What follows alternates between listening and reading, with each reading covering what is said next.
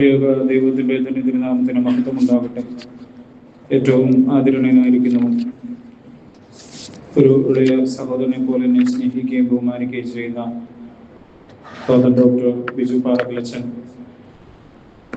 ബഹുമാനപ്പെട്ട ജോബിനച്ചൻ, MGM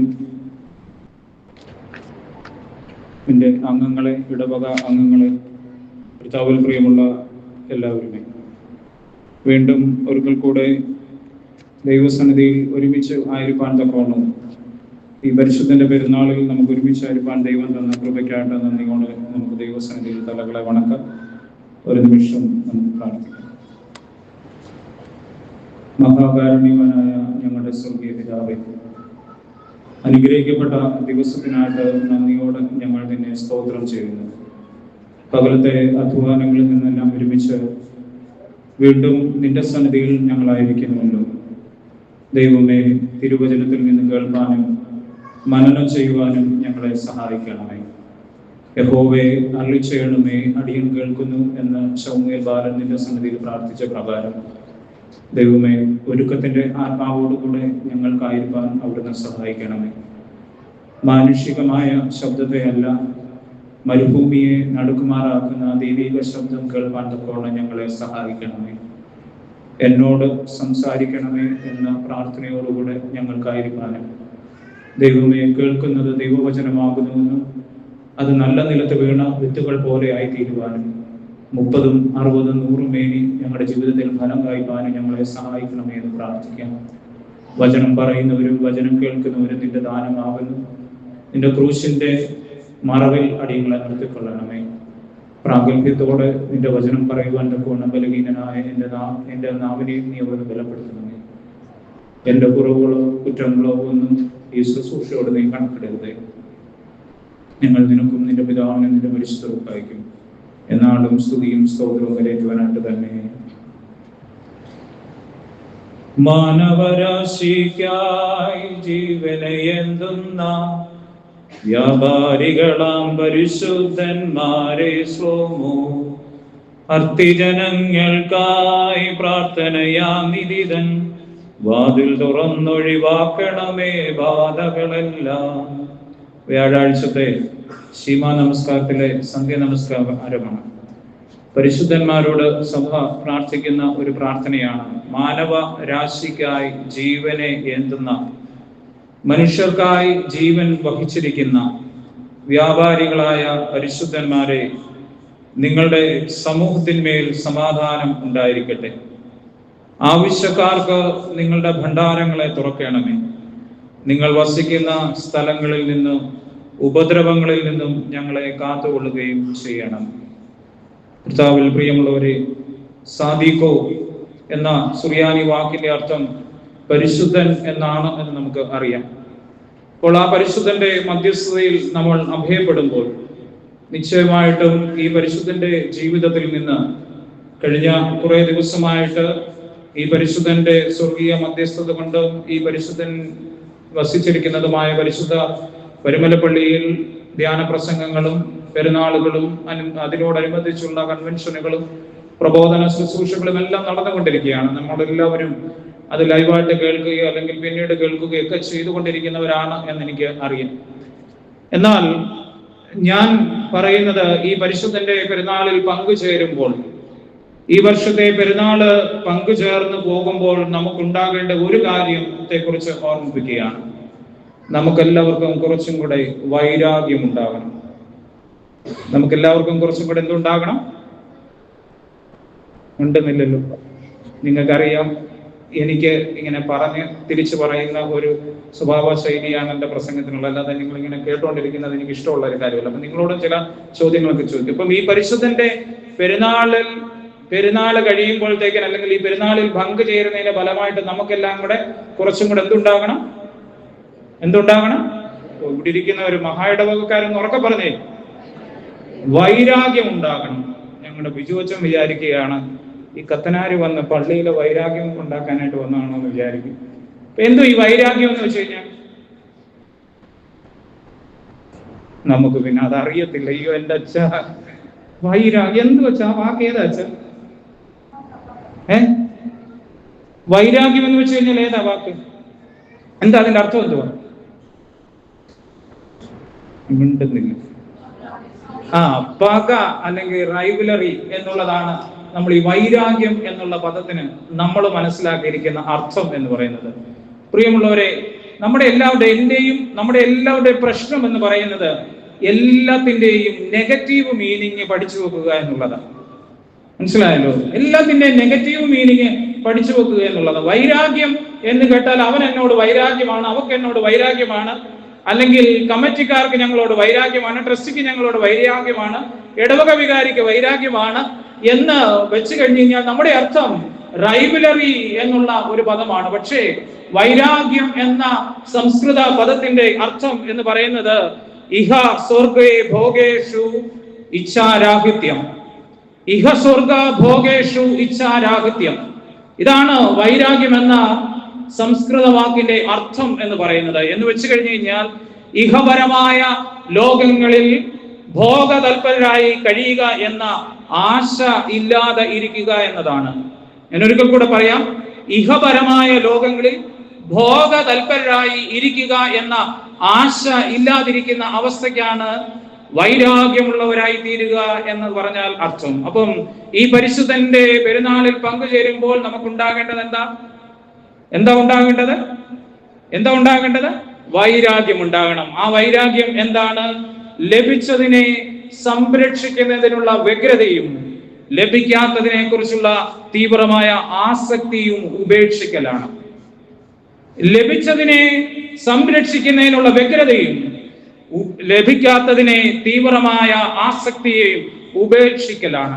നമുക്കൊക്കെ ലഭിച്ചതിനെ ഒന്ന് സംരക്ഷിച്ച് നിർത്തുവാനായിട്ട് നമുക്ക് സാധിക്കുന്നുണ്ടോ?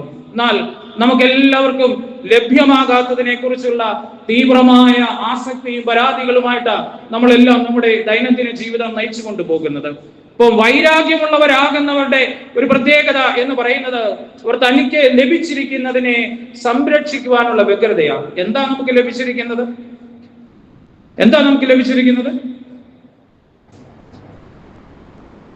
സ്തോത്രം. 25 വർഷം കഴിഞ്ഞവരൊക്കെ എൻ്റെ മുമ്പിൽ ഇരിപ്പുണ്ട്. എവിടെ? ഞാൻ കഴിഞ്ഞ ദിവസം ഈ പള്ളിയിൽ ഞങ്ങളുടെ വീട് സന്ദർശനമായിട്ട് ഞാൻ പോയപ്പോൾ ഒരാളിനോട് ചോദിച്ചു എത്ര വർഷമായി? 25 വർഷം കഴിഞ്ഞു. ഞാൻ പറഞ്ഞു ഈ ഹാർവസ്റ്റിന്റെ ഫുഡ് കൂപ്പണായിട്ട് പോകുന്നുണ്ട്. അപ്പോൾ ഫുഡ് കൂപ്പൺ അല്ല, കൂപ്പൺ കളക്ഷൻ. ഞാൻ പറഞ്ഞപ്പോൾ 100 KD കൂപ്പൺ എടുക്കണം.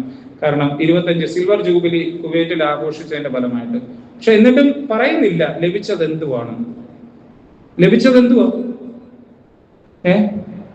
അച്ഛനും വല്ലതും പറയാനുണ്ടെങ്കിൽ പറഞ്ഞിട്ട് പോയാൽ മതി, ഞങ്ങൾ കേൾക്കാം. ഞങ്ങളോടൊന്നും ചോദിക്കേണ്ട എന്നുണ്ടെങ്കിൽ ഒന്ന് കൈ പൊക്കിയാൽ മതി എല്ലാവരും കൂടെ. ഞാൻ ഇനി നിങ്ങളോടൊന്നും ചോദിക്കത്തില്ല. അനുഗ്രഹങ്ങൾ. പിന്നെ ലഭിച്ചത് എന്തുവാ? ലഭിച്ചതിനെ സംരക്ഷിക്കേണ്ട വ്യഗ്രത എന്നാണല്ലോ പറയുന്നത്. ലഭിച്ചത് എന്താ? നമ്മളൊക്കെ പറയാറില്ല, പ്രാർത്ഥിക്കാറ്, കർത്താവേ ലഭിച്ചതല്ലാതെ ഞങ്ങൾക്ക്. ഉറക്കെ പറയുന്നു. ഇത് പേടി എന്തിനാ ഈ പള്ളിക്കകത്ത് നിന്നുകൊണ്ട്? ലഭിച്ചതല്ലാതെ ഞങ്ങൾക്ക്. കേട്ടില്ല? എനിക്ക് ചെവിക്ക് ഇച്ചിരി കേൾക്കുറവുണ്ട്. ലഭിച്ചതല്ലാതെ ഞങ്ങൾക്ക് ഒന്നുമില്ല. അപ്പം വൈരാഗിയായി തീരുമ്പോൾ ലഭിച്ചതിനെ സംരക്ഷിക്കുവാനുള്ള വ്യഗ്രതയാണ്. എന്താ എനിക്ക് ലഭിച്ചത്? എനിക്ക് ലഭിച്ചത് എന്ന് പറയുന്നത് അപ്പാ പിതാവേ എന്ന് വിളിക്കുന്ന ഇനി ബാക്കി പറ. പുത്രത്വത്തിന്റെ അവകാശം. അപ്പാ പിതാവേ എന്ന് വിളിക്കുന്ന പുത്രത്വത്തിന്റെ അവകാശമാണ് എനിക്ക് ലഭിച്ചത് എന്ന് പറയുന്നത്. എങ്ങനെയെങ്കിൽ എന്റെ ഉത്തരവാദിത്വം എന്ന് പറയുന്നത് ആ ലഭിച്ച അതിനെ ഞാൻ സംരക്ഷിച്ചു നിർത്തുക എന്നുള്ളതാണ്. പ്രിയമുള്ളവരെ, ഒരു ചോദ്യം ഞാൻ നിങ്ങളോട് ചോദിക്കുകയാണ്. അതിന്റെ 2 ഭാഗങ്ങളാണ്. ചോദ്യം ഇതാണ്: ലോകമറിയുന്ന എന്നെയാണോ ദൈവമറിയുന്ന എന്നെയാണോ എനിക്ക് കൂടുതൽ പരിചയം? പറ. ലോകമറിയുന്ന എന്നെയാണോ ദൈവമറിയുന്ന എന്നെയാണോ എനിക്ക് കൂടുതൽ പരിചയം? ദൈവമറിയുന്ന. നല്ല കാര്യം. ഇങ്ങനെയുള്ള ഒരു ജനത്തെ നയിക്കാനായിട്ട് എനിക്കൊരു ഭാഗ്യം കിട്ടണേ കർത്താവേ. അങ്ങനെയാണെങ്കിൽ ഒരു പ്രതിസന്ധിയും ഇടവക ശുശ്രൂഷയിൽ പുരോഹിതന്മാർക്ക് ഉണ്ടാകാനായിട്ട് സാധ്യതയില്ല. ദൈവമറിയുന്ന എന്നെയാണ് എനിക്ക് കൂടുതൽ പരിചയമെങ്കിൽ നമ്മളായിരിക്കുന്നിടത്ത് നമുക്ക് ആരോടും ശത്രുതയോ വിദ്വേഷമോ ഉണ്ടാകാൻ സാധ്യതയില്ല. നമ്മൾ എല്ലാവരോടും ഹൃദയ സ്പർശിയായിട്ട് ഹൃദയംഗമായിട്ട് എല്ലാവരെയും സ്നേഹിക്കുവാനും ബഹുമാനിക്കുവാനും അവരോട് ഇടപെടുവാനും ഒക്കെ നമുക്ക് സാധിക്കും. പക്ഷേ നമുക്ക് എന്താ പ്രശ്നമെന്ന് ചോദിച്ചു കഴിഞ്ഞാൽ, ലോകമറിയുന്ന എന്നെ എല്ലാവരും അറിയാനായിട്ടാ നമ്മൾ ആഗ്രഹിക്കുന്നത് എന്ന് പറയുന്നത്. അവിടെയാണ് നമ്മുടെ പ്രശ്നം എന്ന് പറയുന്നത്. അതുകൊണ്ട് ഈ പരിശുദ്ധന്റെ പെരുന്നാളിൽ പങ്കുചേരുമ്പോൾ മുനിശ്രേഷ്ഠന്മാരുടെ സ്വഭാവ ഗുണങ്ങളിൽ ഏറ്റവും പ്രധാനപ്പെട്ട ഒന്നായ വൈരാഗ്യമുള്ളവനായി മാറുക എന്ന് വെച്ച് കഴിഞ്ഞാൽ, ദൈവത്തിൽ നിന്ന് ലഭിച്ചതിനെ സംരക്ഷിച്ചു നിർത്തുവാനുള്ള വ്യഗ്രതയും ലഭിക്കാത്തതിനെ കുറിച്ചുള്ള തീവ്രമായ ആസക്തിയും ഉപേക്ഷിക്കലാണ്. അതുകൊണ്ട് ദൈവമേ, ഈ പെരുന്നാളിൽ പങ്കുചേരുമ്പോൾ എന്റെ മനസ്സിൽ ഉണ്ടാകണം, അപ്പാ പിതാവേ എന്ന പുത്രത്വത്തിന്റെ ആത്മാവിനെ നീ എനിക്ക് തന്ന് എന്നെ ആക്കിയിരിക്കുന്നുവെങ്കിൽ അതിനെ എനിക്ക് സംരക്ഷിച്ചു നിർത്തുവാനായിട്ട് എന്റെ മനോനിരൂപണങ്ങൾ കൊണ്ടോ, എന്റെ ചലനങ്ങൾ കൊണ്ടോ, എന്റെ ചിന്തകൾ കൊണ്ടോ, എന്റെ വിചാരങ്ങൾ കൊണ്ടോ, എന്റെ വികാരങ്ങൾ കൊണ്ടോ, എന്റെ പഞ്ചേന്ദ്രിയങ്ങൾ മുഖാന്തരമോ ദശേന്ദ്രിയങ്ങൾ മുഖാന്തരമോ ആ പുത്രത്വ പദവിക്ക് കോട്ടം തട്ടുന്നതായ ഒന്നും എന്നിൽ നിന്നുണ്ടാകാതിരിക്കാനായിട്ട് എന്റെ ശബ്ദത്തെയും എന്റെ ചിന്തകളെയും എന്റെ നിലപാടുകളെയും ശുദ്ധീകരിച്ച് നമ്മളെല്ലാവരും ഇപ്പൊ പറഞ്ഞ ദൈവം അറിയുന്ന എന്നെയാക്കി എന്നെ രൂപാന്തരപ്പെടുത്തണമേ എന്ന് നമുക്ക് പ്രാർത്ഥിക്കാം. അപ്പം അങ്ങനെ ഒരു അനുഭവത്തിലേക്ക് വളരുവാൻ തക്കവണ്ണം, അങ്ങനെയുള്ള ഒരു അനുഭവത്തിലേക്ക് വരുവാനാണ് ഈ പെരുന്നാളുകളോട് അനുബന്ധിച്ച് കൺവെൻഷനുകൾ ക്രമീകരിച്ചിരിക്കുന്നത് എന്ന് പറയുന്നത്. അപ്പം ഈ പെരുന്നാളിൽ പങ്കുചേർന്ന് തിരിച്ചു പോകുമ്പോൾ നമ്മൾ ഓർക്കേണ്ടതും നമ്മൾ മനസ്സിലാക്കേണ്ടതുമായ ഒരു കാര്യം, എനിക്ക് കുറച്ചും കൂടെ വൈരാഗ്യമുള്ളവനാക്കി എന്നെ തീർപ്പാനായിട്ട് ദൈവമേ സഹായിക്കണമേ എന്ന് നമുക്ക് പ്രാർത്ഥിക്കണം. KP അപ്പൻ എന്ന് പറയുന്ന മലയാളത്തിലെ ഒരു എഴുത്തുകാരനുണ്ട്. അദ്ദേഹത്തിന്റെ ഒരു പുസ്തകത്തിന്റെ ശീർഷം എന്ന് പറയുന്നത് ഇങ്ങനെയാണ്: തനിച്ചിരിക്കുമ്പോൾ ഓർമ്മിക്കുന്നത് എന്നാണ്. തനിച്ചിരിക്കുമ്പോൾ ഓർമ്മിക്കുന്നത് എന്നാണ്. നമുക്കറിയാം, ഒറ്റയ്ക്ക് ഒരു ദിവസം അവധി ഉണ്ടെങ്കിൽ ഒറ്റയ്ക്കിരിക്കുമ്പോൾ എന്തൊക്കെ ഓർക്കുന്നത് എന്ന് നമുക്ക് എല്ലാവർക്കും അറിയാവില്ലേ? ഞാൻ അതിനെക്കുറിച്ച് വിശദീകരിക്കേണ്ട കാര്യമില്ലല്ലോ. അദ്ദേഹം പറയുകയാണ്, നമ്മുടെ വീൺവാക്കും ആത്മപ്രശംസകളും പരനിന്ദകളും ആസക്തികളും ആലസ്യങ്ങളും ഇത്തിരി പോകുന്ന ഒരു ശ്വാസത്തിന്റെ ബലത്തിലാണ് എന്ന് ധ്യാനിച്ചാൽ ഉള്ളിൽ കുറച്ചും കൂടെ വെളിച്ചം നിനക്ക് ലഭ്യമാകും. ഞാൻ ആ വാചകം ഒരിക്കൽ കൂടെ വായിക്കാം. നമ്മുടെ വീൺ വാക്കുകളും ആത്മപ്രശംസകളും പരനിന്ദകളും ആസക്തികളും ആലസ്യങ്ങളും ഇത്തിരി പോകുന്ന ഒരു ശ്വാസത്തിന്റെ ബലത്തിലാണ് എന്ന് ധ്യാനിച്ചാൽ ഉള്ളിൽ കുറച്ചും കൂടെ വെളിച്ചം കൊണ്ട് നിറയുവാൻ നമുക്ക് സാധ്യതയുണ്ട്. അതുകൊണ്ട് നമ്മുടെ ആധ്യാത്മിക ജീവിതത്തെ കുറച്ചും കൂടെ ഒന്ന് ഭംഗിയായിട്ട് കാണുവാൻ, കുറച്ചും കൂടെ ഒന്ന് വ്യക്തതയോടെ കാണുവാനായിട്ട് നമുക്ക് സാധിക്കേണ്ടത് വളരെ അത്യാവശ്യമാണ്. വല്ലാതെ ഒരു മുഖം മൂടി ധരിച്ച ഒരു ലോകത്താണ് നമ്മൾ ജീവിക്കുന്നത്. പേഴ്സണാലിറ്റി എന്ന വാക്കിന്റെ അർത്ഥം പേഴ്സോണ എന്നാണല്ലോ. ആ ഗ്രീക്ക് വാക്കിൽ നിന്നാണല്ലോ ഉണ്ടാക്കിയിരിക്കുന്നത്. വിയറിംഗ് എ മാസ്ക് എന്നാണ്. നമുക്ക് പള്ളിയിൽ വരുമ്പോൾ ഒരു മുഖം, പൊതുയോഗത്തിൽ ഇരിക്കുമ്പോൾ ഒരു മുഖം, മാനേജിംഗ് കമ്മിറ്റിയിൽ ഇരിക്കുമ്പോൾ വേറൊരു മുഖം, പ്രാർത്ഥന യോഗത്തിൽ ഇരിക്കുമ്പോൾ വേറൊരു മുഖം, കുടുംബ ജീവിതത്തിലാകുമ്പോൾ വേറൊരു മുഖം, ജോലി സ്ഥലത്താകുമ്പോൾ വേറൊരു മുഖം. നമ്മളിങ്ങനെ അതിങ്ങനെ ശീലിച്ചു കൊണ്ടിരിക്കുന്ന ഒരു അനുഭവമായിട്ട് നമ്മൾ മാറിയിരിക്കുക. അതുകൊണ്ട് കുറച്ചും കൂടെ വ്യക്തമായിട്ട്, കുറച്ചും കൂടെ ഒന്ന് തെളിമയോടുകൂടെ നമ്മുടെ ജീവിതങ്ങളെ ഒന്ന് കാണുവാനായിട്ട് നമുക്ക് സാധിക്കുന്നുണ്ടോ എന്ന് നമ്മൾ ചിന്തിക്കേണ്ടത് വളരെ അത്യാവശ്യമാണ്. ഒരു പിതാവ് തന്റെ മകൻ പോസ്റ്റ് ഗ്രാജുവേഷൻ ഡിഗ്രിയൊക്കെ പാസ്സായതിനു ശേഷം അപ്പന്റെ അടുക്കൽ കടന്നു വന്നപ്പോൾ ആ അപ്പൻ ആ മകന് ഒരു സമ്മാനം നൽകി. സമ്മാനം എന്ന് പറയുന്നത്, അദ്ദേഹത്തിന്റെ വീട്ടിൽ ഒത്തിരിയേറെ കാറുകൾ കിടപ്പുണ്ട്. അതിൽ പൊടി പിടിച്ച് കിടക്കുന്ന ഒരു കാറ്. അപ്പം പറഞ്ഞു, ആ കാർ പോർച്ചിൽ 14ാമത് കിടക്കുന്ന ആ കാറ് നീ എടുത്തോണം. നീ പോസ്റ്റ് ഗ്രാജുവേഷൻ നല്ല മാർക്കോടുകൂടെയൊക്കെ പാസ്സായി വന്നില്ലേ, അതാണ് നിന്റെ വാഹനം എന്ന് പറഞ്ഞത്. അപ്പൊ അവനറിയാം ആ വാഹനം കുറെ നാളായിട്ട് എടുക്കാതെ കിടക്കുന്നതുകൊണ്ട് പൊടി പിടിച്ച് കിടക്കുക. അപ്പം പറഞ്ഞു, അതൊക്കെ ഒന്ന് വൃത്തിയാക്കി തൂത്ത് തുടച്ച് കഴുകി നീ തന്നെ ഒന്ന് വൃത്തിയാക്കിയിട്ട് നീ ആ വാഹനവുമായിട്ട് 3 സ്ഥലങ്ങളിൽ പോകണം. ഒന്നാമത് എന്ന് പറയുന്ന ഈ യൂസ്ഡ് കാർ വിൽക്കുന്ന സ്ഥലത്ത് നീ കൊണ്ടുചെല്ലണം. എന്നിട്ട് ഈ കാറിന്റെ വിലയൊന്ന് ചോദിക്കണം. രണ്ടാമത് സ്ക്രാപ്പായിട്ട് വാഹനങ്ങൾ എടുത്ത് വിൽക്കുന്ന അവരുടെ അടുക്കൽ കൊണ്ടുപോയിട്ട് അവിടെ ഈ വാഹനത്തിന്റെ വിലയൊന്ന് ചോദിക്കണം. മൂന്നാമത് നിന്റെ അപ്പനെ പോലെ ഈ കാണുന്ന വാഹനങ്ങളെല്ലാം മേടിച്ചിരുന്ന വാഹനത്തെയോട് അതിയായ ഭ്രമമുള്ള ചില ആളുകളുണ്ട്. അവർ അടുക്കൽ നീ വാഹനവുമായിട്ട് ഒന്ന് കൊണ്ടുപോയിട്ട് ഇതിന്റെ വില ഇട്ടുകൊണ്ട് വരണം. അപ്പം പറഞ്ഞതാണല്ലോ, അപ്പം വില ഇട്ടുകൊണ്ട് വന്ന നല്ല വില കിട്ടിയാൽ അപ്പം ചിലപ്പോൾ വിറ്റിട്ട് വേറെ വണ്ടി തരും എന്നുള്ള വിചാരത്തിൽ ഈ കൊച്ചൻ പറഞ്ഞിടത്തെല്ലാം പോയി. ആദ്യം യൂസ്ഡ് കാർ വിൽക്കുന്ന സ്ഥലത്ത് ചെന്നു. അവര് പറഞ്ഞു 50,000 രൂപ തന്നേക്കാമെന്ന് പറഞ്ഞു. സ്ക്രാപ്പ് വിൽക്കുന്നിടത്ത് കൊണ്ടുപോയി അവര് പറഞ്ഞു ഒരു 10,000 രൂപ തന്നേക്കാം എന്ന് പറഞ്ഞു. എന്നാൽ വാഹനത്തോട് അതിയായ ഭ്രമമുള്ള താല്പര്യമുള്ള ആളിന്റെ അടുക്കൽ കൊണ്ടുപോയി അയാള് വാഹനമെല്ലാം നോക്കിയിട്ട് പറഞ്ഞു, കൊള്ളാമല്ലോ, ഇത് നിസാന്റെ സ്കൈലൈൻ R33 എന്ന് പറയുന്ന വാഹനമാണ്. നിസാൻ സ്കൈലൈൻ R33 ആരെങ്കിലും കയ്യിലുണ്ടെങ്കിൽ നല്ല വില കിട്ടും കേട്ടോ. അദ്ദേഹം പറഞ്ഞു 10 ലക്ഷം രൂപ ഞാൻ തന്നേക്കാം എന്ന് പറഞ്ഞു. തിരിച്ച് അപ്പന്റെ അടുക്കൽ വന്നിട്ട് മകൻ പറഞ്ഞു, ഞാൻ യൂസ്ഡ് കാറുകാരന്റെ അടുക്കൽ ചെന്നു 50,000 തരാമെന്ന് പറഞ്ഞു. സ്ക്രാപ്പ് വിൽക്കുന്നതിന്റെ അടുക്കൽ ചെന്നപ്പോൾ പറഞ്ഞു 10,000 തരാമെന്ന് പറഞ്ഞു. എന്നാൽ വാഹനങ്ങളെ താല്പര്യപ്പെടുന്ന ഒരാളുടെ അടുക്കൽ ചെന്നപ്പോൾ അദ്ദേഹം പറഞ്ഞു 10 ലക്ഷം രൂപ തരാം എന്നും പറഞ്ഞു. അപ്പൻ മകനോട് പറഞ്ഞു, മോനെ, 3 കാര്യങ്ങൾ പഠിക്കാനായിട്ടാണ് ഞാൻ നിന്നെ അങ്ങോട്ട് പറഞ്ഞു വിട്ടത്. ഒന്നാമത്തെ കാര്യം, നമ്മുടെ വിലകൾ നാം തന്നെ അറിയണം. നമ്മുടെ വിലകൾ നാം തന്നെ അറിയണം. രണ്ടാമത്തത്, നമ്മുടെ വില അറിയാത്തവരുടെ അടുക്കൽ നമ്മൾ സമയം പാഴാക്കരുത്. നമ്മുടെ വില അറിയാത്തവരുടെ അടുക്കൽ നമ്മൾ സമയം പാഴാക്കരുത്. മൂന്നാമത്തെ കാര്യം, നമ്മുടെ വില അറിയുന്നവർ നമ്മൾ ആരാണെന്ന് തിരിച്ചറിഞ്ഞ് നമുക്ക് വില നൽകും. നമ്മുടെ വില അറിയുന്നവർ നമ്മൾ ആരാണെന്ന് തിരിച്ചറിഞ്ഞ് നമ്മൾക്ക് വില നൽകും. പ്രിയമുള്ളവരെ, ഈ പരിശുദ്ധന്റെ പെരുന്നാൾ ആചരിക്കുമ്പോൾ രണ്ടാമത് ചില ഉത്ബോധ്യങ്ങൾ നമുക്കുണ്ടാകണം. 1-ാം സങ്കീർത്തനം അതിന്റെ 1-2 വാക്യങ്ങൾ കഴിഞ്ഞെന്താ വായിക്കുന്നത്? ഉണ്ടെന്നില്ലല്ലോ, എന്ന് പറയുന്നു. ആദ്യത്തെ വരി മുതലേ അറിയത്തുള്ളായിരിക്കും. എന്നാ പിന്നെ ആദ്യം മുതൽ ചൊല്ലിക്കോ പെട്ടെന്നാട്ടെ.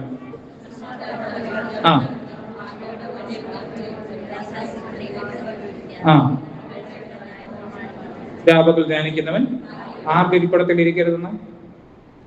ആരുടെ ഇരിപ്പിടത്തിൽ ഇരിക്കരുതെന്ന്? നമുക്ക് പക്ഷെ ഇപ്പൊ അവിടെ ഇരുന്നാലേ ഒരു സ്വസ്ഥവും സമാധാനം കിട്ടത്തുള്ളൂ. ഒരു സന്തോഷം ഉണ്ടാകണമെങ്കിൽ നമുക്ക് ആരുടെ ഇരിപ്പിടത്തിൽ ഇരിക്കണം? രണ്ട് കുറ്റവും കുറവും പറയുന്നവന്റെ അവിടെ പോയി ഇരിക്കണം. എങ്കിലേ നമുക്കൊരു സംതൃപ്തി ഉണ്ടാകത്തുള്ളൂ. പള്ളി വന്നാലും പ്രാർത്ഥനയ്ക്ക് വന്നാലും ഇനി കൺവെൻഷൻ കഴിഞ്ഞ് പോയാലും നമുക്കിങ്ങനെ കുറ്റവും കുറവും പറയുന്ന ഒരു സമൂഹം ഉണ്ടെങ്കിൽ അവിടോട്ട് കയറി നിന്ന് 4 കമന്റും പറഞ്ഞിട്ട് കത്തനാരി നാരായണയൊക്കെ ഉദ്ദേശിച്ചാടാ വന്നത്, അതെല്ലാം അങ്ങനെ ഇവിടെ വളർത്തിയിട്ട് പോയിട്ടുണ്ട്. മനസ്സിലായല്ലോ? അപ്പം ഇങ്ങനെ നമുക്ക് പറയാനായിട്ട് ഉള്ള ഒരു ഇതാണ്. അപ്പൊ ഞാൻ ഓർമ്മിപ്പിച്ചത്, നമ്മുടെ വില അറിയുന്നിടത്ത് നമ്മൾ ഇരിക്കുവാനായിട്ട് പ്രത്യേകം ശ്രദ്ധിക്കേണ്ടത് വളരെ അത്യാവശ്യമാണ്. ചിന്തയിലേക്ക് വരട്ടെ. ലൂക്കോസിന്റെ സുവിശേഷം 15-ാം അധ്യായം 20 മുതൽ 23 വരെയുള്ള വാക്യങ്ങൾ വായിക്കാം. വളരെ വേഗം, സമയം പോകുന്നു. ലൂക്കോസിന്റെ സുവിശേഷം 15-ാം അധ്യായം 20 മുതൽ 23 വരെയുള്ള വാക്യങ്ങൾ ഉറക്കെ വായിച്ചു.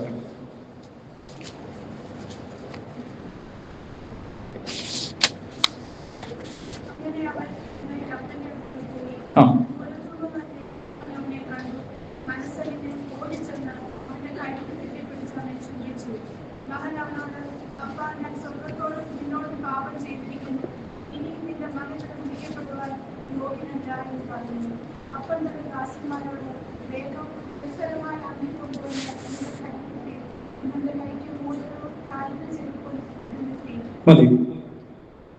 ഇപ്പം കുറച്ചു പേര് മാത്രമേ മൈക്കല്ലാതെ കേട്ടതേ ഉള്ളൂ. അപ്പൊ അതുകൊണ്ട് ഞാനൊന്ന് മൈക്കിൽ കൂടെ ഒന്ന് വായിക്കാം. 20-ാമത്തെ വാക്യം ഇങ്ങനെയാണ്: അങ്ങനെ അവൻ എഴുന്നേറ്റ് അപ്പന്റെ അടുക്കൽ പോയി. ദൂരത്ത് നിന്ന് തന്നെ അപ്പൻ അവനെ കണ്ട് മനസ്സലിഞ്ഞ് ഓടിച്ചെന്ന് അവന്റെ കഴുത്ത് കെട്ടിപ്പിടിച്ചു അവനെ ചുംബിച്ചു. മകൻ അവനോട്, അപ്പ, ഞാൻ സ്വർഗത്തോടും നിന്നോടും പാപം ചെയ്തിരിക്കുന്നു, ഇനി നിന്റെ മകൻ എന്ന് വിളിക്കപ്പെടുവാൻ ഞാൻ യോഗ്യനല്ല എന്ന് പറഞ്ഞു. അപ്പൻ തന്റെ ദാസന്മാരുടെ വേഗം മേൽത്തരമായ അങ്കി കൊണ്ടുവന്ന് ഇവനെ ധരിപ്പീൻ, ഇവന്റെ കൈക്ക് മോതിരവും കാലിന് ചെരുപ്പും ഇടുവിപ്പീൻ, തടിച്ച കാളക്കുട്ടിയെ കൊണ്ടുവന്ന് അറപ്പീൻ. ഇപ്പം ഈ വാചകം വായിച്ചു കേട്ടപ്പം കുറെ പേരുടെ മനസ്സിലൂടെ പോയ ഒരു കാര്യം എന്താണെന്ന് വെച്ചാല്, പിന്നെ എൻ്റെ അച്ഛൻ ഈ ധൂർത്തപുത്രന്റെ ഉപമയെക്കുറിച്ച് ഞങ്ങൾ ഒത്തിരി കേട്ടിട്ടുള്ളതാണ്. നിങ്ങൾ കേൾക്കാത്തതായിട്ട് ഒന്നും പറയാനായിട്ട് ഞാൻ ആഗ്രഹിക്കുന്നില്ല. ഇന്നലെ എന്തായിരുന്നു അച്ഛൻ പറഞ്ഞത്? ഞങ്ങൾ ആരും വന്നില്ല, സാൽമിയക്കാർ മാത്രമേ പോയുള്ളൂ അച്ഛൻ. ഇന്ന് ഞങ്ങൾ അബ്ബാസിയിലുള്ളവർക്ക് വേണ്ടിയുള്ളതാണ്. ഇന്നലെ എന്തോ പറഞ്ഞത്? ദൈവഹിതം ഇന്നതെന്ന് തിരിച്ചറിഞ്ഞ് മനസ്സ് പുതുക്കി രൂപാന്തരപ്പെടുവിൻ. ഏത് അധ്യായം? റോമാധ്യായം എത്രയെങ്കിലും ആയിക്കോട്ടെ, എന്തായാലും അത്രയും പറഞ്ഞല്ലോ. നിങ്ങൾ പറഞ്ഞാലും പറഞ്ഞില്ലല്ലോ, ഞാൻ ചുമ്മാ ഇന്ന് രാവിലെ സുബിനച്ചനെ വിളിച്ചായിരുന്നു. സുബിനച്ചനെ ഞാനൊന്ന് വിളിച്ചായിരുന്നു. ഞാൻ ചോദിച്ചു, എന്തു വെച്ചാ പറഞ്ഞതെന്നൊക്കെ ചോദിച്ചു. അപ്പൊ അച്ഛൻ പറഞ്ഞു, അച്ഛാ ഇന്ന വേദഭാഗത്തെ ആസ്പദമാക്കിയ പറഞ്ഞെന്ന് പറഞ്ഞു. കാരണം അതുകൊണ്ടല്ല, പ്രസംഗം എഴുതാനായിട്ട് വേണ്ടിയായിരുന്നു. ഇവിടെ പറഞ്ഞു നിർത്തി അവിടെ നിന്ന് തുടങ്ങാൻ ശ്രമിക്കാമെന്നുള്ളൊരു ചിന്തയിലായിരുന്നു. അപ്പം ദൈവഹിതം ഇന്നത എന്ന് അറിഞ്ഞ് മനസ്സ് പുതുക്കി രൂപാന്തരപ്പെടുവി, ഇതാണ് ഇന്നലെ അച്ഛൻ പറഞ്ഞത്. അപ്പൊ നമ്മളെല്ലാവരും രൂപാന്തരപ്പെടാൻ തീരുമാനിച്ചു. രൂപാന്തരപ്പെടാൻ തീരുമാനിച്ചത് കൊണ്ട് ഞാൻ വിചാരിച്ചു അതിൻ്റെ ഒരു സെക്കൻഡ് സ്റ്റെപ്പ് ആയിക്കോട്ടെ എന്ന് ഞാൻ വിചാരിച്ചു. അതുകൊണ്ട് ഞാൻ ഇന്ന് ഇത് പറയുന്ന ഈ വേദഭാഗത്തിന് ഞാൻ ഇങ്ങനെ ഒരു തലക്കെട്ട് കൊടുക്കാനായിട്ട് ആഗ്രഹിക്കുക. രൂപാന്തരപ്പെടാൻ നീ ആഗ്രഹിച്ചു കഴിഞ്ഞപ്പോൾ ഇനിയും എന്ത് ചെയ്യണം? മിഷൻ സ്റ്റേറ്റ്മെന്റ് ഒന്നും ഞങ്ങൾ എഴുതിയിട്ടില്ല.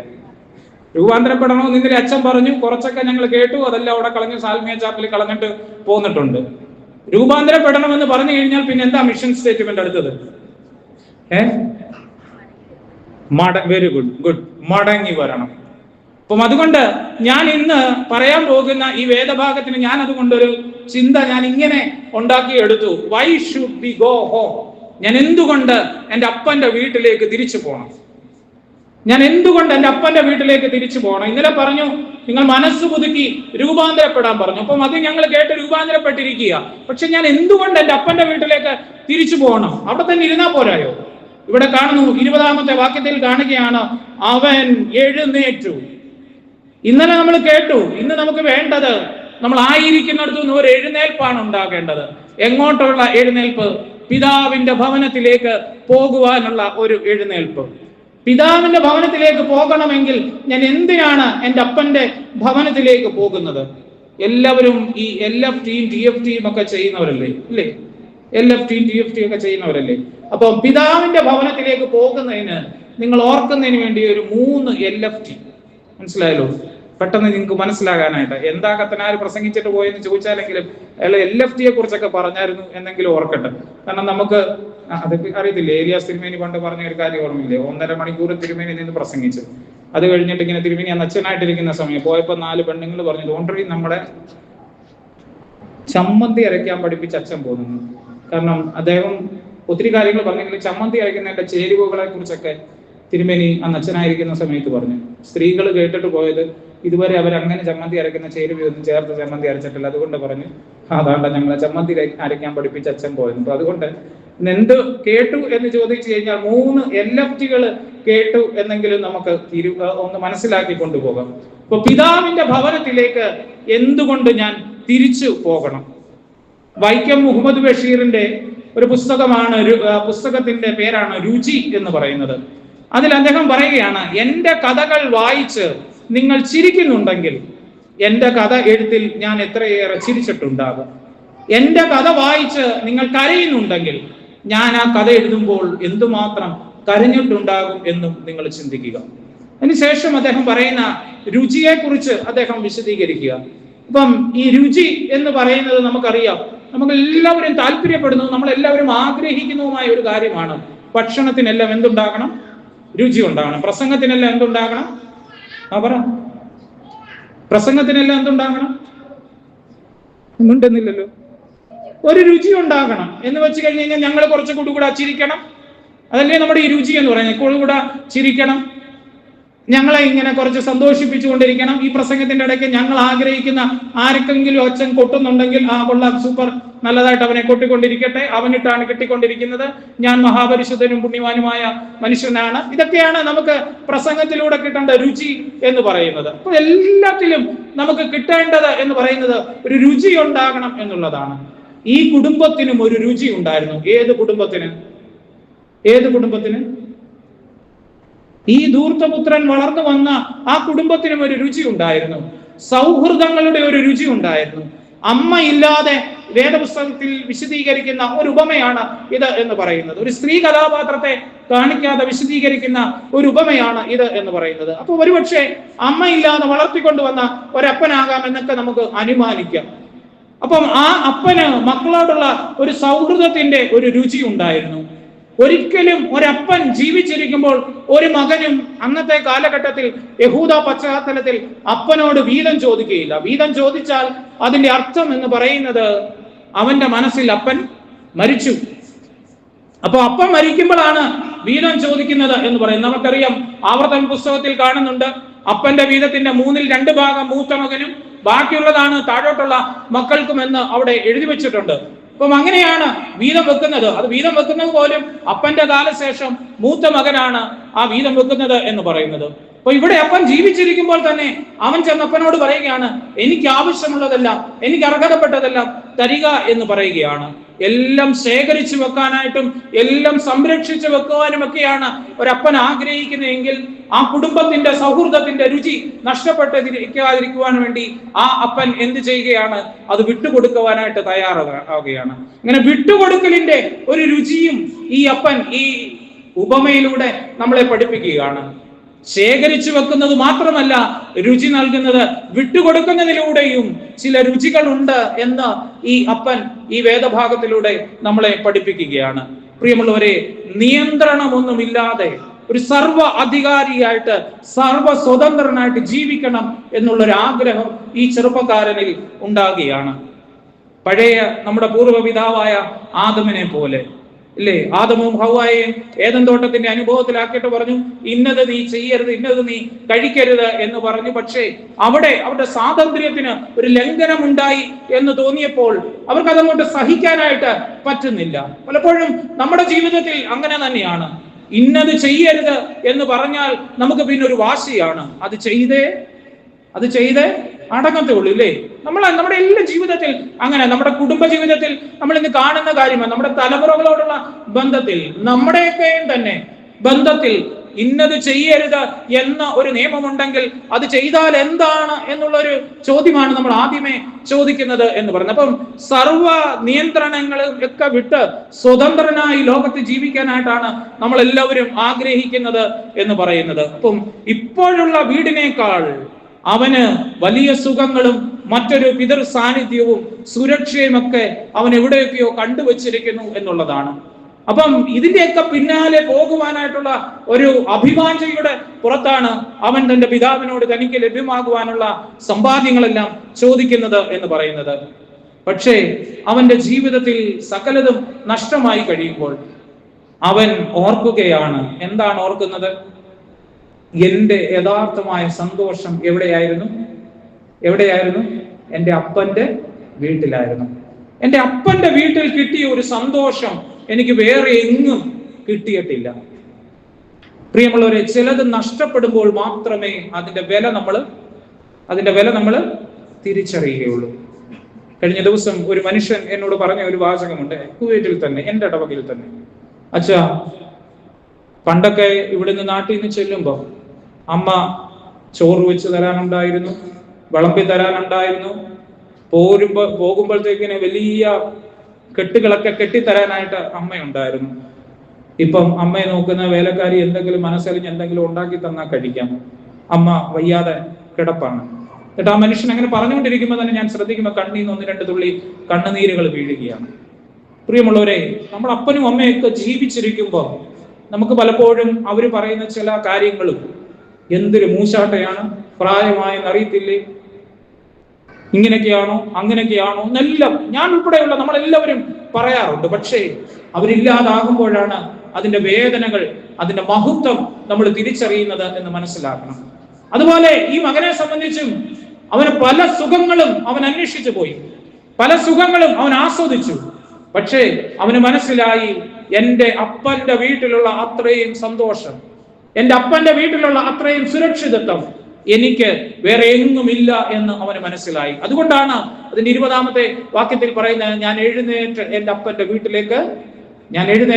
വീട്ടിലേക്ക് പോകും. മനസ്സ് പുതുക്കി രൂപാന്തരപ്പെട്ടിരിക്കുന്ന നമ്മുടെ ജീവിതത്തിൽ നമ്മൾ ഓർക്കേണ്ടത് എന്ന് പറയുന്നത്, നമ്മളെ ഹൃദ്യമായി സ്വീകരിക്കുവാൻ തക്കവണ്ണം ആരെങ്കിലും ഉണ്ടെങ്കിൽ അത് നമ്മുടെ സ്വർഗസ്ഥനായ ദൈവം മാത്രമാണ്. നമ്മളെ ഒരു ഉപാധികളുമില്ലാതെ നമ്മളെ സ്വീകരിക്കുവാൻ തക്കവണ്ണം, നമ്മുടെ കഴിഞ്ഞകാല ജീവിതത്തിന്റെ പരാജയങ്ങളൊന്നും ചോദിക്കാതെ, നമ്മുടെ കഴിഞ്ഞകാല ജീവിതത്തിന്റെ കുറവുകളെ ഒന്നും ചോദിക്കാതെ, നമ്മളെ സ്വീകരിക്കുവാൻ ആരെങ്കിലും ഉണ്ടെങ്കിൽ പ്രിയമുള്ളവരെ, അത് നമ്മുടെ കർത്താവായ യേശു തമ്പുരാൻ മാത്രമേ ഉള്ളൂ എന്ന് നമ്മൾ ചിന്തിക്കണം. നമുക്ക് എന്തെങ്കിലും കുറവുകൾ വന്നാൽ, നമുക്ക് എന്തെങ്കിലും വീഴ്ചകൾ വന്നാൽ, നമുക്ക് എന്തെങ്കിലും കോട്ടങ്ങൾ സംഭവിച്ചാൽ, നമ്മുടെ ജീവിത പങ്കാളിയും നമ്മുടെ തലമുറകളും നമ്മുടെ സഹോദരങ്ങളും നമ്മുടെ സഭയും നമ്മുടെ ഇടവകയും ഈ പോരാങ്കിൽ ഈ പറയുന്ന ഞാനും എല്ലാം നിങ്ങളോട് ചോദ്യങ്ങൾ ചോദിക്കും. പക്ഷേ മകനെ, മകളെ, നിന്നോട് ഒരു ചോദ്യവും ചോദിക്കാതെ, നിന്റെ കഴിഞ്ഞകാല ജീവിതത്തെ കുറിച്ച് ഒന്നും ചോദിക്കാതെ നിന്നെ സ്വീകരിക്കുവാൻ തക്കവണ്ണം തയ്യാറായി നിൽക്കുന്നത് ഒരാൾ മാത്രമേ ഉള്ളൂ. അത് നിന്റെ സ്വർഗസ്ഥനായ പിതാവാണ്. അതുകൊണ്ട് ഈ രാത്രിയിൽ മനസ്സ് പുതുക്കി രൂപാന്തരപ്പെട്ടിരിക്കുന്ന നമ്മുടെ ജീവിതത്തിൽ ഇന്നൊരു തീരുമാനം ഉണ്ടാകണം. എനിക്ക് എന്റെ അപ്പന്റെ വീട്ടിലേക്ക് തിരികെ പോകണം. അതിനാണ് ഈ പരിശുദ്ധന്റെ പെരുന്നാളിൽ ഈ ഇടവക അല്ലെങ്കിൽ MGM എന്ന് പറയുന്ന ഈ സംഘടന ഈ കൺവെൻഷൻ വെച്ചിരിക്കുന്നത് എന്ന് പറയുന്നത്. കാരണം അപ്പന്റെ വീട്ടിലെ സന്തോഷത്തിന്റെ അനുഭവത്തിലേക്കുള്ള ഒരു മടങ്ങി വരവ് നമ്മുടെ ജീവിതത്തിൽ ഉണ്ടാകുന്നുണ്ടോ എന്ന് നമ്മൾ ചിന്തിക്കേണ്ടത് വളരെ അത്യാവശ്യമാണ്. ഏതെങ്കിലും ഒരു സ്ഥലത്തേക്ക് വളരെ വേഗം ഓടിച്ചെല്ലണമെന്ന് നമ്മളെ അതിയായി ആഗ്രഹിക്കുന്നുണ്ടോ എന്ന് നമ്മൾ ചിന്തിക്കേണ്ടിയിരിക്കുന്നു. ഇവിടെ ഇരിക്കുന്ന കുറേയേറെ ആളുകൾ ചിന്തിച്ചു കൊണ്ടിരിക്കുന്ന ഒരു കാര്യമുണ്ട്. കുറെ അധികം ആളുകളുടെ മനസ്സിലൂടെ പോകുന്ന ഒരു ചിന്തയുണ്ട്. ഈ കത്തനാർ ഇങ്ങനെ കത്തിക്കേറിക്കൊണ്ട് ഇങ്ങനെ പോകാതെ വളരെ വേഗം പറയാനുള്ളത് പറഞ്ഞു തീർത്തായിരുന്നെങ്കിൽ എനിക്ക് എത്രയും പെട്ടെന്ന് പറഞ്ഞുകൂടായിരുന്നല്ലോ പറഞ്ഞു എനിക്ക് എത്രയും പെട്ടെന്ന് വീട്ടിൽ പോകാമായിരുന്നു, ഇല്ലേ? എനിക്ക് എത്രയും പെട്ടെന്ന് വീട്ടിലേക്ക് പോകാമായിരുന്നു. കാരണം എന്താ? വീട്ടിൽ ചെന്നിട്ട് ചപ്പാത്തി പരത്തേണ്ട ഉത്തരവാദിത്തം കിടക്കുന്നുണ്ടാകും. പക്ഷേ നമ്മുടെ ഏറ്റവും കൂടുതൽ ആകർഷിക്കുന്ന സ്ഥലമായിട്ട് നമ്മുടെ ഭവനങ്ങൾ മാറണം. നമ്മളെ ഏറ്റവും കൂടുതൽ ആകർഷിക്കുന്ന സ്ഥലങ്ങളായിട്ട് നമ്മുടെ ഭവനങ്ങൾ മാറണം. മനഃശാസ്ത്രപരമായിട്ട് ഒരു കാര്യം ഞാൻ സ്ത്രീകളോട് പറയാം. ഈ അച്ചായന്മാര് എല്ലാ വർഷവും കമ്മിറ്റിയിൽ ഇരിക്കണമെന്ന് വാശി പിടിക്കുന്നുണ്ടെങ്കിൽ നിങ്ങൾ ചിന്തിക്കണം, നിങ്ങളുടെ വീട്ടിൽ അവർക്ക് എന്ത് കൊടുക്കുന്നില്ല? നിങ്ങളോ നിങ്ങളുടെ മക്കളോ എന്ത് കൊടുക്കുന്നില്ല? പറ. അവർക്ക് സന്തോഷവും സമാധാനവും അക്സെപ്റ്റൻസും കൊടുക്കുന്നില്ല. ഇതൊക്കെ കിട്ടുന്നിടമാണ് ഇന്ന സ്ഥലം എന്നുള്ളത് കൊണ്ടാണ് ബാഗ് അങ്ങോട്ട് കൊണ്ട് തള്ളിയിട്ടോ അല്ലെങ്കിൽ വരുന്ന വഴിയോ നേരെ മാനേജിംഗ് കമ്മിറ്റിയിലേക്കും പള്ളിയുടെ കാര്യത്തിനുമായിട്ടൊക്കെ ഓടുന്നത് എന്ന് ഇതൊരു മനഃശാസ്ത്രപരമായ കാര്യമാണ്. സാവധാനത്തിൽ വിളിച്ചിരുത്തി ചോദിച്ചു കഴിഞ്ഞു കഴിഞ്ഞാൽ ഇന്ന് പറയത്തില്ല, ഇന്ന് ഞാൻ പറഞ്ഞതുകൊണ്ട് അംഗീകരിക്കത്തില്ല, 2 ദിവസം കഴിയുമ്പോൾ ഇവരത് അംഗീകരിക്കും. മനസ്സിലായല്ലോ? അപ്പൊ ഇത് നമ്മളെ കൂടെ ചിന്തിപ്പിക്കേണ്ട ഒരു കാര്യമാണ്. അപ്പൊ അതുകൊണ്ട് തന്നെയാണ് ആ ഒരു ത്വര, ആ ഒരു ആഗ്രഹം അവന്റെ മനസ്സിലുണ്ടായത് കൊണ്ടാണ് അവൻ തീരുമാനിച്ചത് എനിക്ക് എഴുന്നേറ്റ് എന്റെ അപ്പന്റെ വീട്ടിലേക്ക് തന്നെ പോകണം എന്നുള്ളത്. എന്തുകൊണ്ട് അവൻ അവിടേക്ക് പോകണം? ഒന്നാമത്തെ LFT, there is a loving father. There is a loving father. L stands for loving, F stands for father, and ആദ്യത്തെ T. പോന്നോർത്ത് പറഞ്ഞേ there is a loving father. അവിടെ സ്നേഹനിധിയായ ഒരു പിതാവുണ്ട്. എനിക്ക് എന്റെ അപ്പന്റെ വീട്ടിലേക്ക് തിരികെ പോകണം. കാരണം അവിടെ സ്നേഹനിധിയായ ഒരു പിതാവുണ്ട്. ആ പിതാവിന് 2 ക്യാരക്ടറിസ്റ്റിക്സ് ഉണ്ട്, 2 പ്രത്യേകതകളുണ്ട്. ഒന്നാമത്തത്, ആ പിതാവ് എന്ന് പറയുന്നത് he is a concerned father. അവൻ വളരെയേറെ കരുതലുള്ള ഒരു പിതാവാണ് എന്റെ പിതാവ് എന്ന് പറയുന്നത്. അതുകൊണ്ട് എനിക്ക് ആ സ്നേഹനിധിയായ അപ്പന്റെ അടുക്കലേക്ക് കടന്നു ചെല്ലണം. യേശു തമ്പുരാന്റെ അടുക്കലേക്ക് തലയെ തൊട്ട് പ്രാർത്ഥിക്കണമെന്ന് പറഞ്ഞ് കുറെ കുഞ്ഞുങ്ങളുമായിട്ട് മാതാപിതാക്കള് കൊണ്ടുവരികയാണ്. ശിഷ്യന്മാർ ഓടിച്ചു, പോയിനോടാ ഇവിടെ പ്രാർത്ഥിക്കാനൊന്നും ഇവിടെ നേരമില്ല. അപ്പൊ കർത്താവ് അവരെ ശാസിച്ചിട്ട് പറഞ്ഞു, കുഞ്ഞുങ്ങളെ എന്റെ അടുക്കൽ വരുവാൻ വിടുവീൻ, അവരെ തടയരുത്. എന്റെ അടുക്കൽ കുഞ്ഞുങ്ങളെ വിടുവാനായിട്ട് വിടുവിപ്പീൻ, അവരെ തടയരുത് എന്ന് ഓർമ്മിപ്പിക്കുകയാണ്. Value the children. കാരണം അന്നത്തെ കാലഘട്ടത്തിൽ പിള്ളേർക്ക് ഒരു വിലയുമില്ലായിരുന്നു. പിള്ളേർക്കൊരു വിലയുമില്ലാത്തത് കൊണ്ടാണ് ശിഷ്യന്മാർ, അവിടെ കൂടിയിരുന്ന ആളുകൾ ഈ കുഞ്ഞുങ്ങളെ ഓടിച്ചത് എന്ന് പറഞ്ഞു. പക്ഷേ ഒരു കുഞ്ഞിന് പോലും വിലയുണ്ട്. അവനെ പോലും ഞാൻ ബഹുമാനിക്കുന്നു, അവനെ പോലും ഞാൻ ആദരിക്കുന്നു, അവനെ പോലും ഞാൻ ഉൾക്കൊള്ളുന്നു എന്ന് കാണിക്കാനായിട്ടാണ് കർത്താവ് അവരെ അടുക്കലേക്ക് വിളിച്ചത്. അതുകൊണ്ട് തന്നെയാണ് കർത്താവ് പറഞ്ഞത്, നിങ്ങൾ തിരിഞ്ഞ് ശിശുക്കളെ പോലെ ആയിത്തീരുക എന്നൊക്കെ പറഞ്ഞത്. അവർക്ക് അത്രയേറെ പ്രാധാന്യം കർത്താവ് തന്റെ ശുശ്രൂഷയിലൂടെ നൽകുന്നത് എന്ന് പറയുന്നു. അപ്പം കുഞ്ഞുങ്ങളോട് കരുതലുള്ള ആ പിതാവ്, ഈ പിതാവ് എന്ന് പറയുന്നത് നമ്മുടെ ജീവിതത്തിൽ ഉണ്ടാകുന്ന തകർച്ചകളെ ഓർത്ത് ഈ പിതാവ് കണ്ണുനീരോടുകൂടെ വിലപിക്കുന്നവനാണ് ഈ പിതാവ് എന്ന് പറയുന്നത്. ലൂക്കോസിന്റെ സുവിശേഷം 19-ാം അധ്യായം 41 മുതൽ 44 വരെയുള്ള വാക്യങ്ങളിൽ കാണുന്നു, വീപ്പിംഗ് ഓവർ ജെറുസലേം, ജെറുസലേമിന്റെ നാശത്തെ നോക്കി ഈ പിതാവ് ദൈവസന്നിധിയിൽ കരയുന്നതായിട്ട് കാണുന്നുണ്ട്. നമ്മൾ തകർന്നു പോകുമ്പോൾ, നമ്മൾ തെറ്റായി പോകുമ്പോൾ, ദൈവ വഴിയിൽ നിന്ന് നമ്മൾ അകന്നു പോകുമ്പോൾ ഈ പിതാവ് നമ്മളേക്ക് ഓർത്ത് കരയുന്നുണ്ട് എന്ന് നമ്മൾ ഓർക്കണം. അതുകൊണ്ട് he is A concerned father. ഇവൻ നമ്മളെക്കുറിച്ച്, ഈ പിതാവ് നമ്മളെക്കുറിച്ച് വളരെയേറെ കരുതലുള്ള പിതാവാണ് എന്ന് നമ്മൾ മനസ്സിലാക്കണം. വീണ്ടും തന്റെ ക്രൂസിഫിക്കേഷന് വേണ്ടി കടന്നു പോകുമ്പോൾ യോഹന്നാന്റെ സുവിശേഷം 14-ാം അധ്യായത്തിൽ അപ്പർ റൂം എക്സ്ഹോർട്ടേഷൻ എന്ന് പറഞ്ഞുകൊണ്ട് പറയുന്ന ഒരു ഭാഗമുണ്ട്. നിങ്ങളുടെ ഹൃദയം കലങ്ങി പോകരുത്, എന്നിലും വിശ്വസിപ്പീൻ എന്ന് പറഞ്ഞുകൊണ്ട് ഓർമ്മിപ്പിക്കുകയാണ്.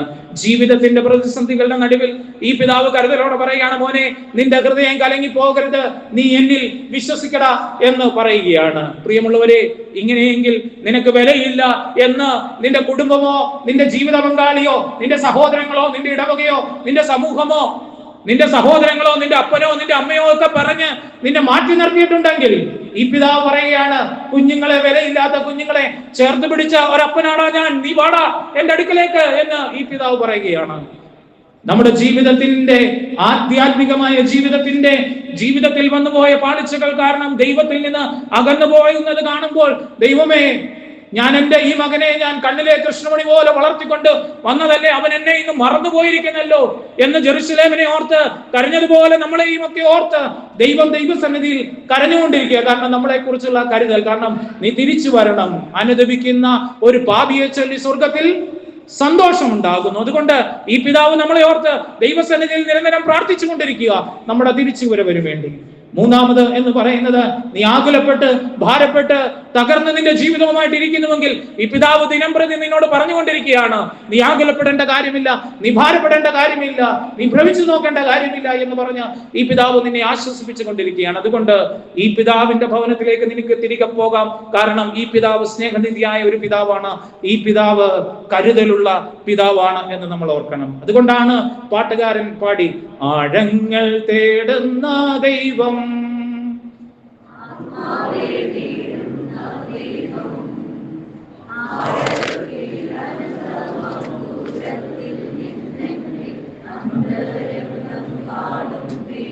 മതി. രണ്ടാമത്തെ കാര്യം, ഈ പിതാവ് ലവിങ് ഫാദർ ആകുമ്പോൾ അവൻ കൺസേൺ ഉള്ള ഫാദർ ആണ്. രണ്ടാമത്, he is A compassionate father ആണ്. അവൻ മനസ്സലിവുള്ള പിതാവ് ആണ്. പ്രിയ മകൻ അവൻ കടന്നു വരുന്നത് എവിടുന്നാണെന്ന് നമുക്കറിയാം. ധൂർത്തപുത്രൻ കടന്നു വരുന്നത് പന്നികളെ മേയിച്ചെടുത്ത് ഇരുന്ന് ആ ഭക്ഷണം കഴിക്കുമ്പോഴാണ്. അവന്റെ ജീവിതത്തിൽ അവർക്ക് കൊടുക്കുന്ന ഭക്ഷണം പോലും അവന് കിട്ടാതെ വരുമ്പോഴാണ് അവന് ചിന്തയുണ്ടാകുന്നത്, എന്റെ അപ്പന്റെ വീട്ടിൽ എത്ര പേരാടാ ഭക്ഷണം കഴിച്ചിട്ട് വെറുതെ കളയുന്നത് എന്നുള്ള ചിന്ത അവന്റെ ജീവിതത്തിൽ ഉണ്ടാകുന്നത്. പന്നികളോടൊപ്പമുള്ള കുറെ ദിവസത്തെ സഹവാസത്തിന് ശേഷം അവൻ തിരികെ വരുമ്പോൾ സ്വാഭാവികമായിട്ടും അവനിൽ എന്തിന്റെ ഒരു ഗന്ധമുണ്ടാകാനുള്ള സാധ്യതയുണ്ട്? എന്തിന്റെ ഒരു ഗന്ധമുണ്ടാകാനുള്ള സാധ്യതയുണ്ട്? പറ. പന്നികളുടെ ഒരു ഗന്ധമുണ്ടാകാനായിട്ടുള്ള സാധ്യതയുണ്ട്. നമ്മൾ പറയും ഇല്ലെന്നൊക്കെ പറഞ്ഞാലുവേ, നമ്മള് കർത്താവിന്റെ ക്രൂശീകരണമായിട്ട് ബന്ധപ്പെട്ട് നമ്മുടെ പത്രോസ് ലീഹ ഒരു സ്ഥലത്ത് പോയിരിക്കുന്നുണ്ട്. ചൂടുകൊള്ളാനായിട്ടാണ് പോയിരുന്നത്. അപ്പൊ പറയുന്നുണ്ട്, നിന്റെ സംസാരമൊക്കെ അവനെ പോലെ ആകുന്നു. കാരണം 3.5 വർഷക്കാലം ഗുരുവിനോടൊപ്പം നടന്ന് ഗുരു പറയുന്നത് എല്ലാം കേട്ട് പഠിച്ചും ഗുരു പറയുന്നത് പോലൊക്കെ പറഞ്ഞും ആ ഗുരുവിന്റെ ഒരു ടോണ് ആർക്കും കിട്ടി? എല്ലാ ശിഷ്യന്മാർക്കും കിട്ടി. അതുപോലെ തന്നെ പത്രോസ് ലീഹായ്ക്കും കിട്ടി. സ്വാഭാവികമാണ്. നമ്മളും കുറെ നാളുകൾ അഭിമുഖമായിട്ട് ജീവിക്കുമ്പോൾ, ദൈവോന്മുഖമായിട്ട് ജീവിക്കുമ്പോൾ നമ്മളിലും കുറച്ച് മാറ്റങ്ങളൊക്കെ ഉണ്ടാകും എന്നുള്ളത് സ്വാഭാവികമാണ്. അപ്പൊ ഈ പന്നിയോടൊപ്പം ജീവിച്ച് ഇങ്ങനെ ജീവിതം നയിച്ചുകൊണ്ടിരുന്ന ഇവൻ തിരിച്ചു വരുമ്പോൾ ഇവന്റെ ശരീരമാസകലവും ആ പന്നികളുടെ ഒരു ദുർഗന്ധം ഇവന്റെ ശരീരത്തിലൂടെ വമിക്കുന്ന ഒക്കെ ഉണ്ട്. പക്ഷേ നമ്മൾ എന്താണ് അവിടെ കാണുന്നത്? ആ പിതാവ് ഓടിച്ചെന്ന് കെട്ടിപ്പിടിച്ച് ചുംബിച്ചു എന്നാണ് പറയുന്നത്. ഓടിച്ചെന്ന് കെട്ടിപ്പിടിച്ച് ചുംബിച്ചു എന്നാണ് പറയുന്നത്. ഈ പിതാവ് he forget the hurtful words when he left home. He forget the hurtful words when he left home. വീട് വിട്ടു പോകുന്നതിന് മുമ്പ് അപ്പനോട് ഈ വീതമൊക്കെ കിട്ടുന്നതിന് വേണ്ടി കുറേയേറെ വാചക കസർത്ത് നടത്തി കാണും. അപ്പം പലതവണ അവനെ പിന്തിരിപ്പിക്കാനൊക്കെ ശ്രമിച്ചു കാണും. ചോദിക്കുമ്പോൾ ഉടനെ ഒന്നും എടുത്ത് കൊടുക്കത്തില്ലല്ലോ. പലതവണ അവനെ പിന്തിരിപ്പിക്കാനൊക്കെ ശ്രമിച്ചു കാണും. അപ്പം അവൻ ഇന്നത്തെ കാലഘട്ടത്തിലെ പിള്ളേർ പറയുന്ന ഒരു വാചകം ഉണ്ടല്ലോ, തന്ത വൈബ് ഇല്ലേ, തന്ത വൈബ് എന്ന് പറയുന്ന ഒരു വാചകം ഉണ്ടല്ലോ. എന്ന് വെച്ച് കഴിഞ്ഞാൽ എന്താണെന്നറിയാമോ? ഒരു പുരോഗമനവും ഇല്ലാത്ത അപ്പനും തന്ത വൈബും തള്ള വൈബും. ഇത് മനസ്സിലാക്കിയിരിക്കണം. നമ്മുടെ പിള്ളേർ ഇപ്പൊ പറയുന്ന ലാംഗ്വേജ് ആണ്. എന്ന് വെച്ച് കഴിഞ്ഞ് കഴിഞ്ഞാൽ ഒരു പുരോഗമനം ഇല്ലാത്ത അപ്പനും ഒരു പുരോഗമനം ഇല്ലാത്ത അമ്മയും. അതിന് പിള്ളേർ വിളിക്കുന്ന പേരാണ് എന്ന് പറയുന്നത്. അപ്പൊ ഇവൻ ഇതുപോലുള്ള കുറെ വാക്കുകളൊക്കെ ഈ അപ്പനോട് പറഞ്ഞിട്ടുണ്ടാകാം. ഇനിയും forgetted the wasted resources. ഒരു പുരുഷായുസ് കൊണ്ട് കഷ്ടപ്പെട്ട അധ്വാനിച്ച സമ്പാദ്യങ്ങളൊക്കെയാണ് എല്ലാം കളഞ്ഞിട്ട് 2 പെട്ടി നിറച്ച് വീട്ടിൽ നിന്ന് ഇറങ്ങിപ്പോയതാ. ദാ വരുന്നു. എങ്ങനെയാവും വരുന്ന? കീറിയ തുണിയായിട്ടും താടി വളർത്തി വിരൂപമായ മുഖമായിട്ടും അതിനേക്കാൾ ഉപരി കാലേ ചെരുപ്പും ഒന്നുമില്ലാതെ മുഷിഞ്ഞ് നാറി കുളിച്ചിട്ട് തന്നെ ഇവിടുന്ന് പോയതിനു ശേഷം അവൻ വെള്ളം തന്നെ കണ്ടിട്ടുണ്ടോ എന്ന് സംശയമാണ്. അപ്പം അതുപോലെ മുഷിച്ച് നാറി അവൻ വരികയാണ്. ഇനിയും forget the head broken days which the son was away. ഈ മകൻ പോയപ്പോൾ മുതൽ ഈ അപ്പന്റെ ഹൃദയം നുറുങ്ങിയുള്ള ഓരോ ദിവസങ്ങളും അതെല്ലാം ഈ അപ്പൻ മറക്കുകയാണ്. കാരണം ഈ അപ്പൻ ഒരു കമ്പാഷനേറ്റ് ആയിട്ടുള്ള പിതാവാണ്. ഈ അപ്പൻ മനസ്സലിവുള്ള ഒരു പിതാവാണ്. അവൻ ഈ അപ്പൻ എന്തിനാണ് തന്റെ മകനെ കെട്ടിപ്പിടിച്ച് ഇങ്ങനെ തോളോട് ചേർത്ത് വെച്ച് കെട്ടിപ്പിടിച്ച് വെച്ചത് എന്നുള്ളതിനൊരു കാരണമുണ്ട്.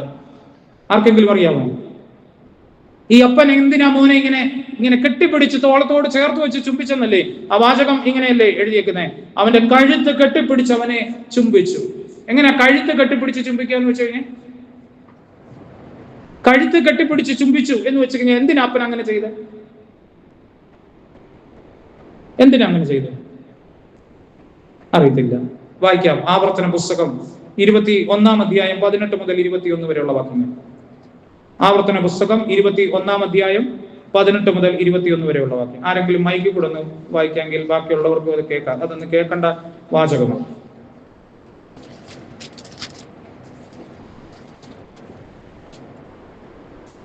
ആവർത്തന പുസ്തകം 21 18 മുതൽ 21.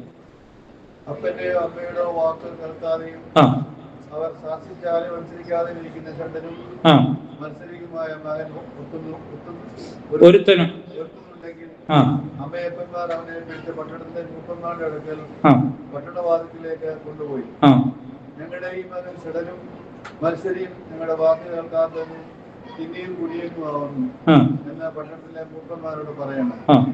പിന്നെ അവന്റെ പട്ടണക്കാരെല്ലാവരും അവനെ കല്ലെറിഞ്ഞ് കൊല്ലണം. ഇങ്ങനെ നിങ്ങളുടെ ഇടയിൽ ദോഷം നീക്കളയണം. ഇസ്രായേലേക്കെല്ലാം കേട്ട് ഭയപ്പെടണം. ഞാൻ ഒരിക്കൽ കൂടെ ഒന്ന് ഉറക്കെ വായിക്കാം. അപ്പന്റെയോ അമ്മയുടെയോ വാക്ക് കേൾക്കാതെയും അവർ ശാസിച്ചാലും അനുസരിക്കാതെയും ഇരിക്കുന്ന ഷഠനും മത്സരിയുമായ മകൻ ഒരുത്തൻ ഉണ്ടെങ്കിൽ അമ്മയപ്പന്മാർ അവനെ പിടിച്ച് പട്ടണത്തിലെ മൂപ്പന്മാരുടെ അടുക്കൽ പട്ടണവാതിക്കലേക്ക് കൊണ്ടുപോയി, ഞങ്ങളുടെ ഈ മകൻ ഷഠനും മത്സരിയും ഞങ്ങളുടെ വാക്ക് കേൾക്കാത്തവനും തിന്നിയും കുടിയനും ആകുന്നു എന്നും പട്ടണത്തിലെ മൂപ്പന്മാരോട് പറയണം. പിന്നെ അവന്റെ പട്ടണക്കാർ എല്ലാവരും അവനെ കല്ലെറിഞ്ഞ് കൊല്ലണം. ഇങ്ങനെ നിങ്ങളുടെ ഇടയിൽ നിന്ന് ദോഷം നീക്കിക്കളയണം. ഇസ്രായേൽ എല്ലാം കേട്ട് ഭയപ്പെടണം. അപ്പം ഈ അപ്പൻ എന്തിനാ മോനെ ഇങ്ങനെ കഴുത്തോട് ചേർത്ത് വെച്ച് കെട്ടിപ്പിടിച്ച് ചുംബിച്ചത്? എന്തിനാ ചുംബിച്ചത്? ഈ വായിച്ചു കേട്ടതിൽ നിന്നൊരു കാര്യം പറഞ്ഞിട്ടുണ്ട്. എന്താ ചെയ്യേണ്ടത്? എന്ത് പറ്റും? ഈ അപ്പൻ വീട്ടിൽ നിന്ന് ചെറുക്കൻ ഇറങ്ങിപ്പോയ കാര്യം നാട്ടുകാരെല്ലാം അറിഞ്ഞിട്ടുണ്ട്. ഇവ തിരിച്ചു വന്നു എന്ന് ആരെങ്കിലും അറിഞ്ഞു കഴിഞ്ഞു കഴിഞ്ഞാൽ അവിടുത്തെ നിയമപ്രകാരം എന്ത് ചെയ്യാനുള്ള അധികാരമുണ്ട്? അവർക്ക് കല്ലെറിഞ്ഞു കൊല്ലാനുള്ള അധികാരമുണ്ട്. കാരണം പെരക്കകത്ത് കയറിയിട്ടില്ല. അപ്പൻ വളരെ വിദൂരതയിൽ നിന്ന് കണ്ടപ്പോഴേ ഓടിച്ചെന്നേക്കുക. അപ്പം അതുകൊണ്ട് ആരെങ്കിലും കണ്ട് കല്ലെറിഞ്ഞാലും ആ കല്ല് ആദ്യമേ ആരുടെ ദേഹത്താ വീഴേണ്ടത്? പറ, ആരുടെ ദേഹത്താ വീഴേണ്ടത്? അപ്പന്റെ ദേഹത്ത്. അതിനാണ് അപ്പൻ കഴുത്തോട് ചേർത്ത് വെച്ച് ചുംബിച്ചത് എന്ന് പറഞ്ഞു. കാരണം എന്തെങ്കിലും ഒരു കല്ല് വരുന്നെങ്കിൽ ആ കല്ലും ഞാൻ സ്വീകരിച്ചോളാം. പ്രിയമുള്ളവരെ, നമ്മൾ ഓർത്തോണം, നമ്മൾ എത്ര തവണ നമ്മുടെ പിതാവിന്റെ സന്നിധിയിൽ നിന്ന് വിട്ടുപോയിട്ടും വീണ്ടും വീണ്ടും ഓരോ ദിവസവും തന്ന് നമ്മളെ ഈ ലോകത്ത് ആക്കിയിരിക്കുന്നുവെങ്കിൽ, അനേകം കല്ലുകൾ പലരും എറിഞ്ഞപ്പോഴൊക്കെ ആ കല്ലുകളെല്ലാം ഏറ്റുവാങ്ങിയത് ആരാണ്?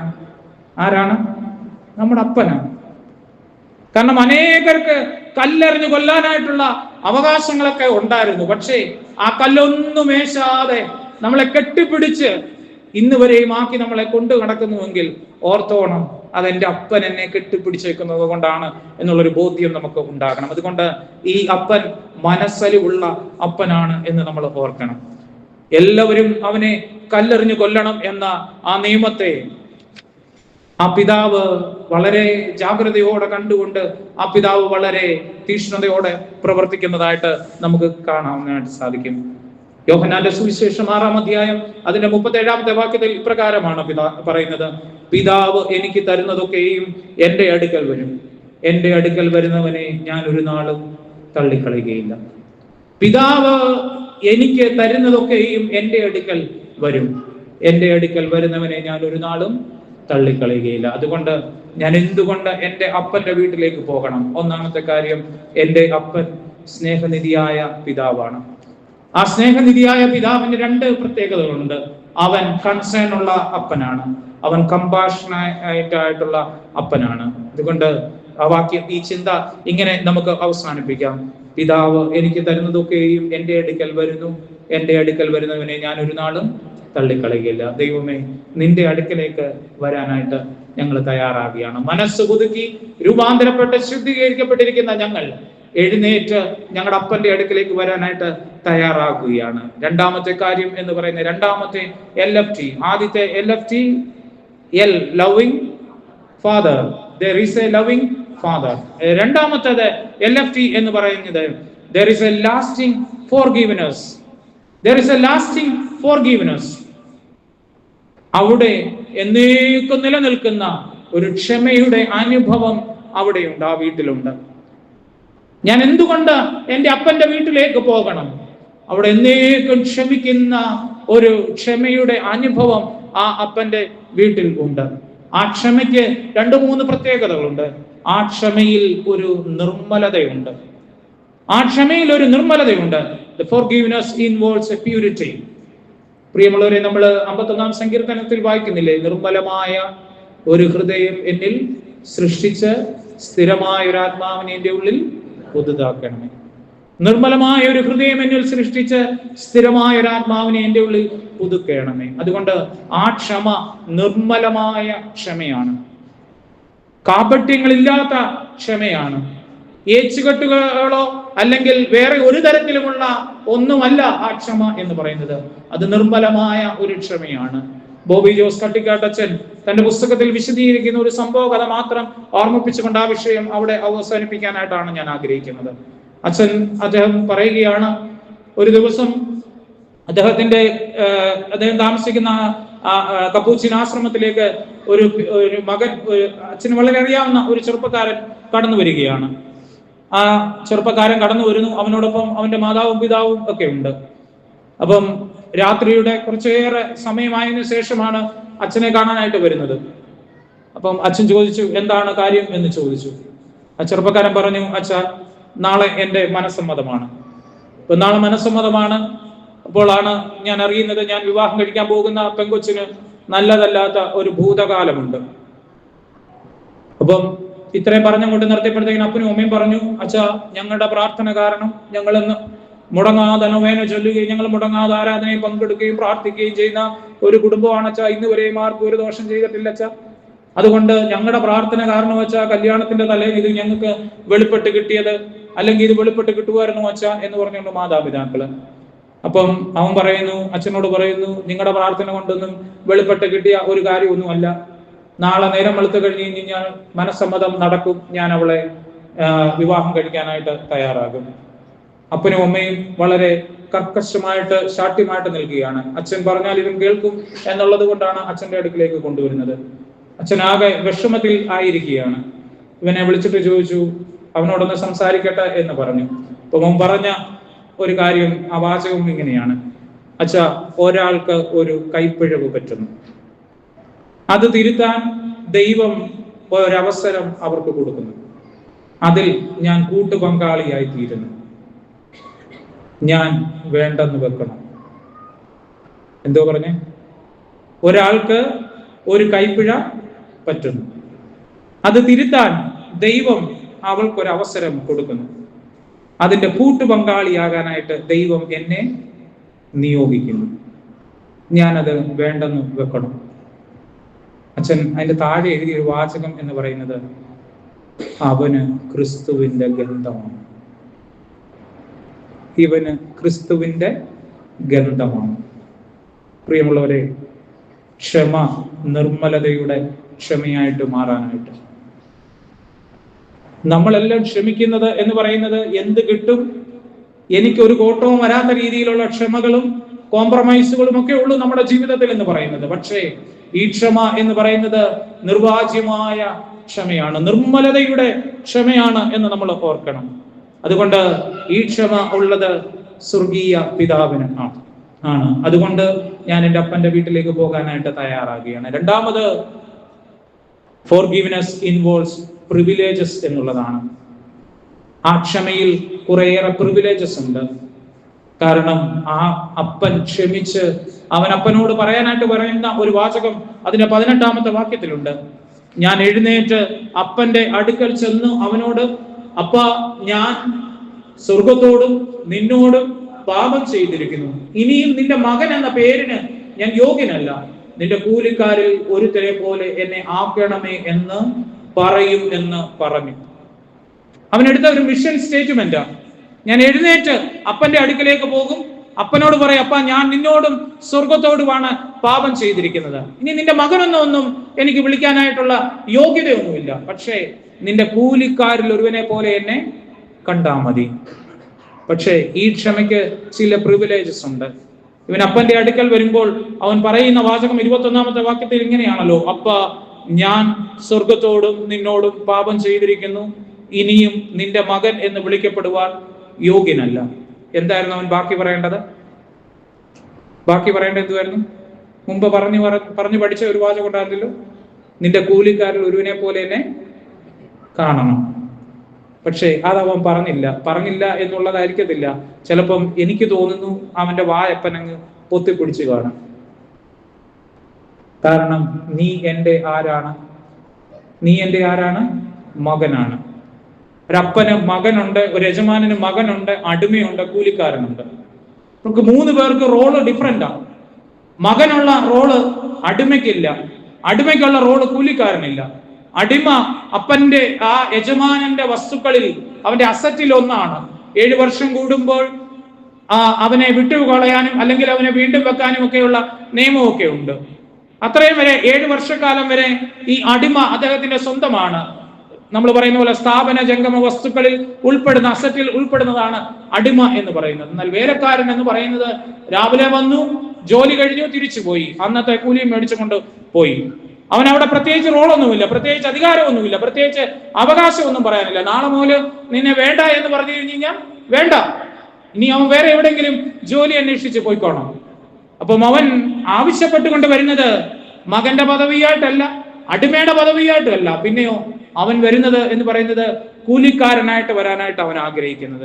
പക്ഷേ ആ അപ്പൻ അവനെ എങ്ങനെ സ്വീകരിക്കുന്നു എന്നുള്ളതാണ് നമ്മൾ തുടർന്ന് കാണുന്നത്. ആ വസ്ത്രത്തിന്റെ മേളിൽ ഒരു അങ്കി ധരിപ്പിക്കുന്നു, അവന്റെ കാലിന് ചെരുപ്പ് ഇടിയിക്കുന്നു, അവന്റെ കൈക്ക് മോതിരം നൽകുന്നു. ഇത് 3 എന്ന് പറയുന്നത് ഏതിലേക്ക് വീണ്ടെടുക്കുകയാണെന്നറിയാമോ? പുത്രത്വ പദവിയിലേക്ക് വീണ്ടെടുക്കുകയാണ്. ഇത് 3 അവനെ പുത്രത്വ പദവിയിലേക്ക് ഈ പിതാവ് വീണ്ടെടുക്കുന്ന ഒരു അനുഭവമാണ്. പ്രിയമുള്ളവരെ, നമ്മുടെ ആധ്യാത്മിക ജീവിതത്തിൽ ഈ ക്ഷമ ചില പ്രിവിലേജസ് നൽകുന്നതാണ് എന്നുള്ളത് മനസ്സിലാക്കണം. നിന്റെ നഷ്ടപ്പെട്ടു പോയ സ്ഥലത്തെ, നിന്റെ നഷ്ടപ്പെട്ടു പോയ സ്ഥാനത്തെ തിരികെ തരുന്നതാണ് നിന്റെ പിതാവിന്റെ ക്ഷമ എന്ന് ഉള്ളത് നമ്മൾ മനസ്സിലാക്കണം. അതുകൊണ്ട് ഞാൻ നഷ്ടപ്പെട്ടു പോയി എന്ന് ഉണ്ടെങ്കിൽ, ഒരാളും ക്രിസ്തുവിനും തമ്മിലുള്ള ദൂരം എത്രയാണെന്നറിയാമോ? ഞാനും എൻ്റെ ക്രിസ്തുവും തമ്മിലുള്ള ദൂരം, അല്ലെങ്കിൽ നിങ്ങൾ ഓരോരുത്തരും തമ്മിലുള്ള ക്രിസ്തുവും തമ്മിലുള്ള ദൂരം എത്രയാണെന്ന് അറിയാമോ?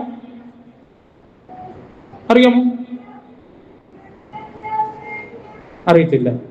വേദപുസ്തകത്തിൽ പറയുന്ന ഒരു വാചകമുണ്ട്, ക്രിസ്തു ശിഷ്യന്മാരിൽ നിന്ന് ഡാഷ് ദൂരത്ത് പോയിരുന്നു പ്രാർത്ഥിച്ചു. ആരാണ്ട് പറഞ്ഞല്ലോ, ഉറക്കെ പറ. ഒരു കല്ലേറ് ദൂരം എന്ന് വെച്ച് കഴിഞ്ഞ് കഴിഞ്ഞാൽ, ഒരു കല്ലേറ് ദൂരം എന്ന് വെച്ച് കഴിഞ്ഞ് കഴിഞ്ഞാൽ ശിഷ്യന്മാരും ക്രിസ്തുവും തമ്മിലുള്ള ദൂരം അത്രമേ ഉള്ളൂ. ഞാനും എൻ്റെ ക്രിസ്തുവും തമ്മിലുള്ള ദൂരം എന്ന് പറയുന്ന ഒരു കല്ലേറ് ദൂരം എന്ന് വെച്ച് കഴിഞ്ഞ് കഴിഞ്ഞാൽ, ഞാൻ എടുത്ത ഒരു കല്ലെടുത്ത് എറിയുന്നതും, ജോബിനച്ഛൻ ഒരു കല്ലെടുത്ത് എറിയുന്നതും, ബിജു പാറക്കലച്ഛൻ ഒരു കല്ലെടുത്ത് എറിയുന്നതും, ഇവിടെ ഇരിക്കുന്ന പിന്നെ ഈ പേര് മറന്നുപോയി പെട്ടെന്ന്, അച്ചായൻ ഒരു കല്ലെടുത്ത് എറിയുന്നു, അല്ലെങ്കിൽ നിങ്ങൾ ഓരോരുത്തരും ഒരു കല്ലെടുത്ത് എറിയുന്നത് എന്ന് പറയുന്ന ഡിഫറെന്റ് ആണ്. എല്ലാവരും ഒരു കല്ലെടുത്ത് എറിയുന്നത് ഒരേ ദൂരം ആകണമെന്നുണ്ടോ? ഇല്ല. അപ്പം ഞാനും എൻ്റെ ക്രിസ്തുവും തമ്മിലുള്ള ദൂരം എന്ന് പറയുന്നത് അത്ര മാത്രമേ ഉള്ളൂ. അതുകൊണ്ട് എനിക്ക് ആ പുത്രത്വ പദവിയിലേക്ക് തിരികെ വരുവാനായിട്ട് ഞാൻ അത്രയും മാത്രമേ എൻ്റെ ക്രിസ്തുവിൽ നിന്ന് അകന്നു പോയിട്ടേ ഉള്ളൂ. അതുകൊണ്ട് എനിക്ക് എപ്പോ വേണമെങ്കിലും എനിക്ക് ആ ക്രിസ്തുവിനെ എനിക്ക് തിരിച്ചു പിടിക്കാനായിട്ട് പറ്റും. അതുകൊണ്ട് മനസ്സ് പുതുക്കി രൂപാന്തരപ്പെട്ട് ഞാൻ ആയിരിക്കുമ്പോൾ, ഞാൻ എഴുന്നേറ്റ് ഇന്ന് എൻ്റെ അപ്പന്റെ ഭവനത്തിലേക്ക് പോകുമ്പോൾ, എൻ്റെ അപ്പൻ സ്നേഹനിധിയായ പിതാവാണ്. എൻ്റെ അപ്പന്റെ ക്ഷമ എന്ന് പറയുന്നത് അത് ലാസ്റ്റിംഗ് ആയിട്ടുള്ള, അതെന്നേക്കും നീണ്ടു നിൽക്കുന്ന ഒരു ക്ഷമയുടെ അനുഭവമായതുകൊണ്ട്, ആ ക്ഷമയിൽ ചില പ്രിവിലേജസ് ഉണ്ടായതുകൊണ്ട് ആ പ്രിവിലേജസ് നേടിയെടുക്കുവാൻ തക്കവണ്ണം ഞാൻ എൻ്റെ അപ്പന്റെ ഭവനത്തിലേക്ക് പോകുവാനായിട്ട് ഞാൻ തയ്യാറാകുകയാണ്. സമയം ദീർഘിക്കുന്നുവല്ലോ. ഏറ്റവും അവസാനത്തെ ചിന്തയിലേക്ക് പോകാം. മൂന്നാമത്തെ കാര്യം എന്ന് പറയുന്നത് forgiveness involves position എന്നുള്ളതാണ്. there is a lavishing fellowship at hope എന്നുള്ളതാണ്. മൂന്നാമത്തെ LFT എന്ന് പറയുന്നത് lavishing fellowship at hope എന്നുള്ളതാണ്. ആ ഭവനത്തിൽ ഒരു വളരെ ലാവിഷായിട്ടുള്ള ഒരു ഫെലോഷിപ്പ് ഉണ്ട്. കാരണം അപ്പൻ ഒരു തടിപ്പിച്ച കാളക്കുട്ടിയെ നിർത്തിയിരിക്കുകയാണ്. തടിച്ച കാളക്കുട്ടിയുണ്ട്, തടിപ്പിച്ച കാളക്കുട്ടിയുണ്ട്. തടിപ്പിച്ച കാളക്കുട്ടി എന്ന് വെച്ച് കഴിഞ്ഞു കഴിഞ്ഞാൽ, പണ്ട് കാലത്ത് നമുക്കറിയാം, ദേവാലയങ്ങളിലേക്ക് നമ്മൾ വീട്ടിൽ പശുവൊക്കെ ഉള്ളപ്പോൾ വളരെ നാളുകളായിട്ട് പശുവിന് പുത്രോത്പാദനം ഒന്നുമില്ലാതെയാകുമ്പോൾ അമ്മമാരൊക്കെ പ്രാർത്ഥിക്കും, ദൈവം ഈ പ്രാവശ്യം ഇഞ്ചക്ഷൻ ചെയ്യുമ്പോൾ ഒരു കുഞ്ഞുണ്ടായാൽ അത് എന്ത് ചെയ്തേക്ക്, ആ കുഞ്ഞിനെ പള്ളിയിലങ്ങ് കൊടുത്തേക്കാന്ന് പറയും. എന്നിട്ട് എന്ത് ചെയ്യും, ആ പശുക്രാവിനെ നല്ലതായിട്ട് തീറ്റയും വെള്ളമൊക്കെ കൊടുത്ത് അതിനെ ഇങ്ങനെ നിർത്തിയേക്കും. ഞങ്ങളുടെ കറ്റാനത്തൊക്കെ പറയുന്നത് സഹായിക്കൊള്ളതാണെന്ന് പറയും. നല്ലതായിട്ട് തീറ്റയും വെള്ളമൊക്കെ കൊടുത്ത് ഇങ്ങനെ തടിപ്പിച്ച് നല്ല എണ്ണയൊക്കെ തേച്ച്, അതിന്റെ ദേഹമൊക്കെ എണ്ണയൊക്കെ തേച്ച് നല്ല മിനുക്കി ആര് കണ്ടാലും ഒന്ന് കൊതിക്കണം. മനസ്സിലായല്ലോ? അങ്ങനെ അതിനെ ആക്കിയെടുക്കും. അപ്പം ഞാൻ പറയുന്ന, ഈ മകൻ പോയ ആ ദിവസം മുതലേ ഈ മകന്റെ തിരിച്ചു വരവ് ഉണ്ടാകും. അവൻ തിരിച്ചു വരുമ്പോൾ നിശ്ചയമായിട്ട് ഇവനെ അറക്കണം എന്ന് പറഞ്ഞുകൊണ്ട് അപ്പൻ ഇങ്ങനെ വെള്ളവും ഒക്കെ കൊടുത്ത് നിർത്തിയിരിക്കുന്ന ഒരു കാളക്കുട്ടി. വളരെ സന്തോഷകരമായ ഒരു വിരുന്നിന്റെ അനുഭവം. അതാണ് പെരുന്നാളുകളുടെ പൂർത്തീകരണമായ വിശുദ്ധ കുർബാനയുടെ അനുഭവത്തിലേക്ക് എത്തിച്ചേരുമ്പോൾ നമ്മൾ കാണുന്നത് എന്ന് പറയുന്നത്. അപ്പന്റെ ഭവനത്തിലേക്ക് തിരിച്ചു വരുമ്പോൾ ആ സന്തോഷകരമായ സ്വർഗീയ വിരുന്നിലേക്ക് നമ്മൾ എത്തിച്ചേരുന്ന അനുഭവം എന്ന് പറയുന്നത് വിശുദ്ധ കുർബാനയിൽ പങ്കുചേർന്ന് വിശുദ്ധ കുർബാന അനുഭവിക്കുന്നത് വഴി ഉണ്ടാകുന്ന ശ്രേഷ്ഠമായ ആ അനുഭവമാണ് എന്നുള്ളത് നമ്മൾ തിരിച്ചറിയണം. യെശയ്യാ പ്രവാചകന്റെ പുസ്തകം 59-ാം അധ്യായത്തിന്റെ 2-ാമത്തെ വാക്യം പ്രകാരമാണ്, നിങ്ങളുടെ അകൃത്യങ്ങൾ അത്രേ നിങ്ങളെയും നിങ്ങളുടെ ദൈവത്തെയും തമ്മിൽ ഭിന്നിപ്പിച്ചിരിക്കുന്നത്. നിങ്ങളുടെ പാപങ്ങൾ അത്രേ അവൻ കേൾക്കാതെ വണ്ണം അവന്റെ മുഖത്തെ നിങ്ങൾക്ക് മറയ്ക്കുമാറാക്കിയിരിക്കുന്നത്. അതുകൊണ്ട് പ്രിയമുള്ളവരെ, നമുക്ക് എഴുന്നേറ്റ് നമുക്ക് നമ്മുടെ അപ്പന്റെ ഭവനത്തിലേക്ക് പോകാം. മനസ്സ് പുതുക്കി രൂപാന്തരപ്പെട്ട നമ്മുടെ ജീവിതത്തിൽ നമുക്ക് നമ്മുടെ അപ്പന്റെ വീട്ടിലേക്ക് പോകാം. കാരണം അവിടെ 3 കാര്യങ്ങളുണ്ട്. ആ അപ്പന്റെ വീട്ടിൽ എന്തുണ്ട്? അപ്പന്റെ വീട്ടിൽ എന്തുണ്ട്? സന്തോഷമുണ്ട്, ലാസ്റ്റിംഗ് ലവ് ഉണ്ട്. ആ അപ്പന്റെ വീട്ടിൽ എന്ന് പറയുന്നത് ദീർഘമായ ക്ഷമയുടെ അനുഭവമുണ്ട്. ആ അപ്പന്റെ വീട്ടിൽ എന്ന് പറയുന്നത് നല്ല ഒരു കൂട്ടായ്മയുടെ അനുഭവമുണ്ട്. അതുകൊണ്ട് ആ രുചി നഷ്ടപ്പെട്ട, സൗഹൃദങ്ങളുടെ രുചി നഷ്ടപ്പെട്ട ആ രുചിയിലേക്ക് ഈ മകൻ തിരികെ പ്രവേശിക്കുകയാണ്. അവിടെ വീണ്ടും സൗഹൃദത്തിന്റെയും കൂട്ടായ്മയുടെയും അനുഗ്രഹത്തിന്റെയുമായ ആ രുചിയിലേക്ക് ആ മകൻ പ്രവേശിക്കുകയാണ്. ഖലീൽ ജിബ്രാൻ ഓർമ്മിപ്പിക്കുന്ന ഒരു കാര്യം കൂടെ ഓർമ്മിപ്പിച്ച് ഞാൻ എൻ്റെ വാക്കുകളെ ഉപസംഹരിക്കാം. അദ്ദേഹം പറയുകയാണ്, ഈ കാലഘട്ടത്തിന്റെ പ്രശ്നം എന്ന് പറയുന്നത് കണ്ണട വിൽക്കുന്ന അന്ധന്മാരും ഊന്നുവടി വിൽക്കുന്ന മുടന്തന്മാരുമാണ്. കണ്ണട വിൽക്കുന്ന അന്ധന്മാരും ഊന്നുവടി വിൽക്കുന്ന മുടന്തന്മാരുമാണ് എന്ന് പറയുകയാണ്. നിരാശ നമ്മുടെ കാഴ്ചയുടെ ദൗർബല്യവും കേൾവിയുടെ അടയലുമാണ്.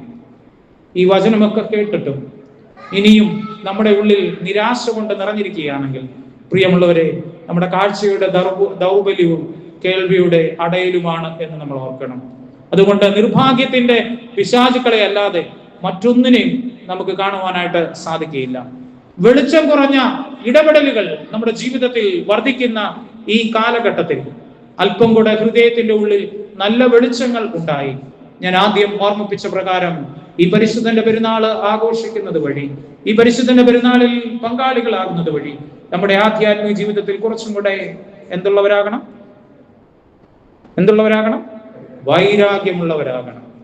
വൈരാഗ്യമുള്ളവരായി തീർന്ന് നമ്മുടെ ആധ്യാത്മിക ജീവിതം ബലപ്പെടുവാൻ സാധ്യമാകട്ടെ.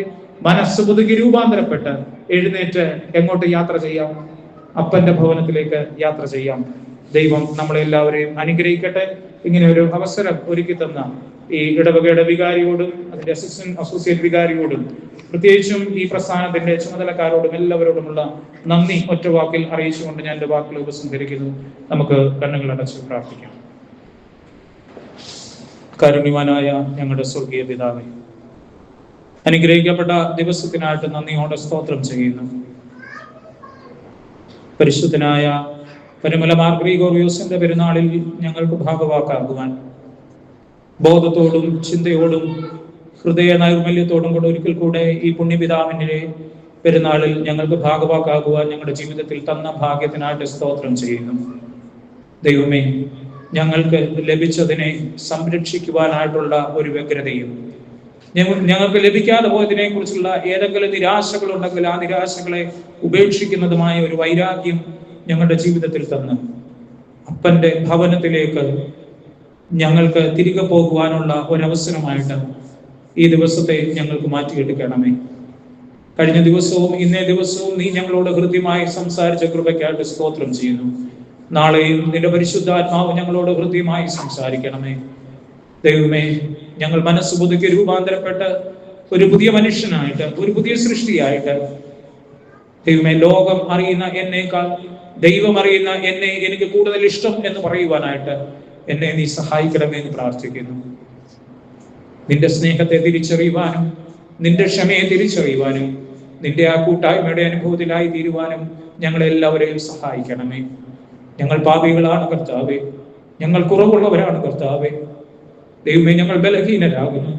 ഞങ്ങളുടെ കുറവുകളോ ഞങ്ങളുടെ ബലഹീനതകളോ ഞങ്ങളുടെ പാപങ്ങളോ ഒന്നും ഞങ്ങളോട് നീ കണക്കിടരുതേ എന്ന് പ്രാർത്ഥിക്കുന്നു. ദൈവികമായ കൃപകളാൽ ഞങ്ങളെ നിറയ്ക്കണമേ. ദൈവമേ, ഈ കാലഘട്ടത്തിൽ ജീവിക്കുമ്പോൾ ദൈവമേ, ദൈവോന്മുഖമായി ഞങ്ങൾക്ക് ജീവിക്കുവാൻ സാധിക്കുന്നില്ലെങ്കിൽ, ദൈവമേ, ഞങ്ങളുടെ ആധ്യാത്മിക ജീവിതം സാക്ഷ്യമില്ലാത്തതായി തീരുമ്പോൾ, ദൈവമേ, അത് മുഖാന്തരം ഞങ്ങളുടെ കുടുംബങ്ങളിലും ഞങ്ങളുടെ ഇടപെടലുകളിലും ഇടപാടുകളിലുമെല്ലാം വെളിച്ചം കുറയും എന്നുള്ളൊരു ബോധ്യം ഞങ്ങൾക്ക് തരണമേ. പ്രത്യേകിച്ചും ഈ ഇടവകയെ അവിടെ നിന്ന് അനുഗ്രഹിക്കണമേ. നേതൃത്വം നൽകുന്ന പ്രിയാചാര്യ ശ്രേഷ്ഠനെ തിരുമുമ്പാകെ സമർപ്പിക്കുന്നു. ആരോഗ്യവും ബലവും നൽകി അവിടുന്ന് പരിപാലിക്കണമേ. കൂടെ ഉണ്ടായിരുന്നു ബലപ്പെടുത്തണമേ എന്ന് പ്രാർത്ഥിക്കുന്നു. കർത്താവേ, പ്രിയ ജോബരച്ചനെ തിരുമുമ്പാകെ സമർപ്പിക്കുന്നു. ഇരുവൈദികരും ഒരുമിച്ച് തമ്പുരാനെ നിന്റെ സന്നിധിയിൽ നിന്റെ ജനത്തിന് വേണ്ടി കൈകൾ ഉയർത്തി പ്രാർത്ഥിക്കുമ്പോൾ നിന്റെ ജനത്തെ പച്ചയായ പുൽപ്പുറങ്ങളിലൂടെ നയിക്കാനുള്ള ദൈവികമായ കൃപകളാലും അനുഗ്രഹങ്ങളാലും അവിടുന്ന് നിറയ്ക്കണമേ എന്ന് പ്രാർത്ഥിക്കുന്നു. ഇടവകയുടെ എല്ലാ ചുമതലപ്പെട്ടവരെയും തിരുമുമ്പാകെ സമർപ്പിക്കുന്നു. ഈ പ്രസ്ഥാനത്തെ അവിടുന്ന് അനുഗ്രഹിക്കണമേ. തുടർന്നുള്ള ഇതിന്റെ എല്ലാ പ്രവർത്തനങ്ങളിലും കൂടെ ഇരിക്കണമേ. ഈ ദേശത്തുള്ള എല്ലാ മക്കളെയും തിരുമുമ്പാകെ സമർപ്പിക്കുന്നു. ഇടവകയിലെ എല്ലാ കുടുംബാംഗങ്ങളെയും ഓർക്കുന്നു. രോഗികളായിരിക്കുന്നവരെ, മാനസികമായ സംഘർഷങ്ങളായിരിക്കുന്നവരെ, ഭാരങ്ങളിലായിരിക്കുന്നവരെ, വേദനയിലായിരിക്കുന്നവരെ, നൊമ്പരങ്ങളിലായിരിക്കുന്ന എല്ലാവരെയും നീ ആശ്വസിപ്പിക്കണമേ എന്ന് പ്രാർത്ഥിക്കുന്നു. ഞങ്ങളുടെ സഭയെ അവിടുന്ന് അനുഗ്രഹിക്കണമേ. സഭയ്ക്ക് നേതൃത്വം നൽകുന്നവരെ നീ അവിടുന്ന് അനുഗ്രഹിക്കണമേ. ദൈവമേ, കുവൈറ്റിന്റെ മണ്ണിൽ വിവിധ ഇടവകകളിൽ ശുശ്രൂഷ ചെയ്യുന്ന എല്ലാ വൈദിക ശ്രേഷ്ഠയും തിരുമുമ്പാകെ സമർപ്പിക്കുന്നു. ഭദ്രാസനത്തെ അനുഗ്രഹിക്കണമേ. ഞങ്ങളോട് പ്രാർത്ഥന ആവശ്യപ്പെട്ടിരിക്കുന്ന എല്ലാവരെയും ഓർക്കുന്നു. പ്രാർത്ഥിപ്പാൻ കടപ്പെട്ടിരിക്കുന്ന എല്ലാ കാര്യങ്ങളും ഓർക്കുന്നു. ഞങ്ങളുടെ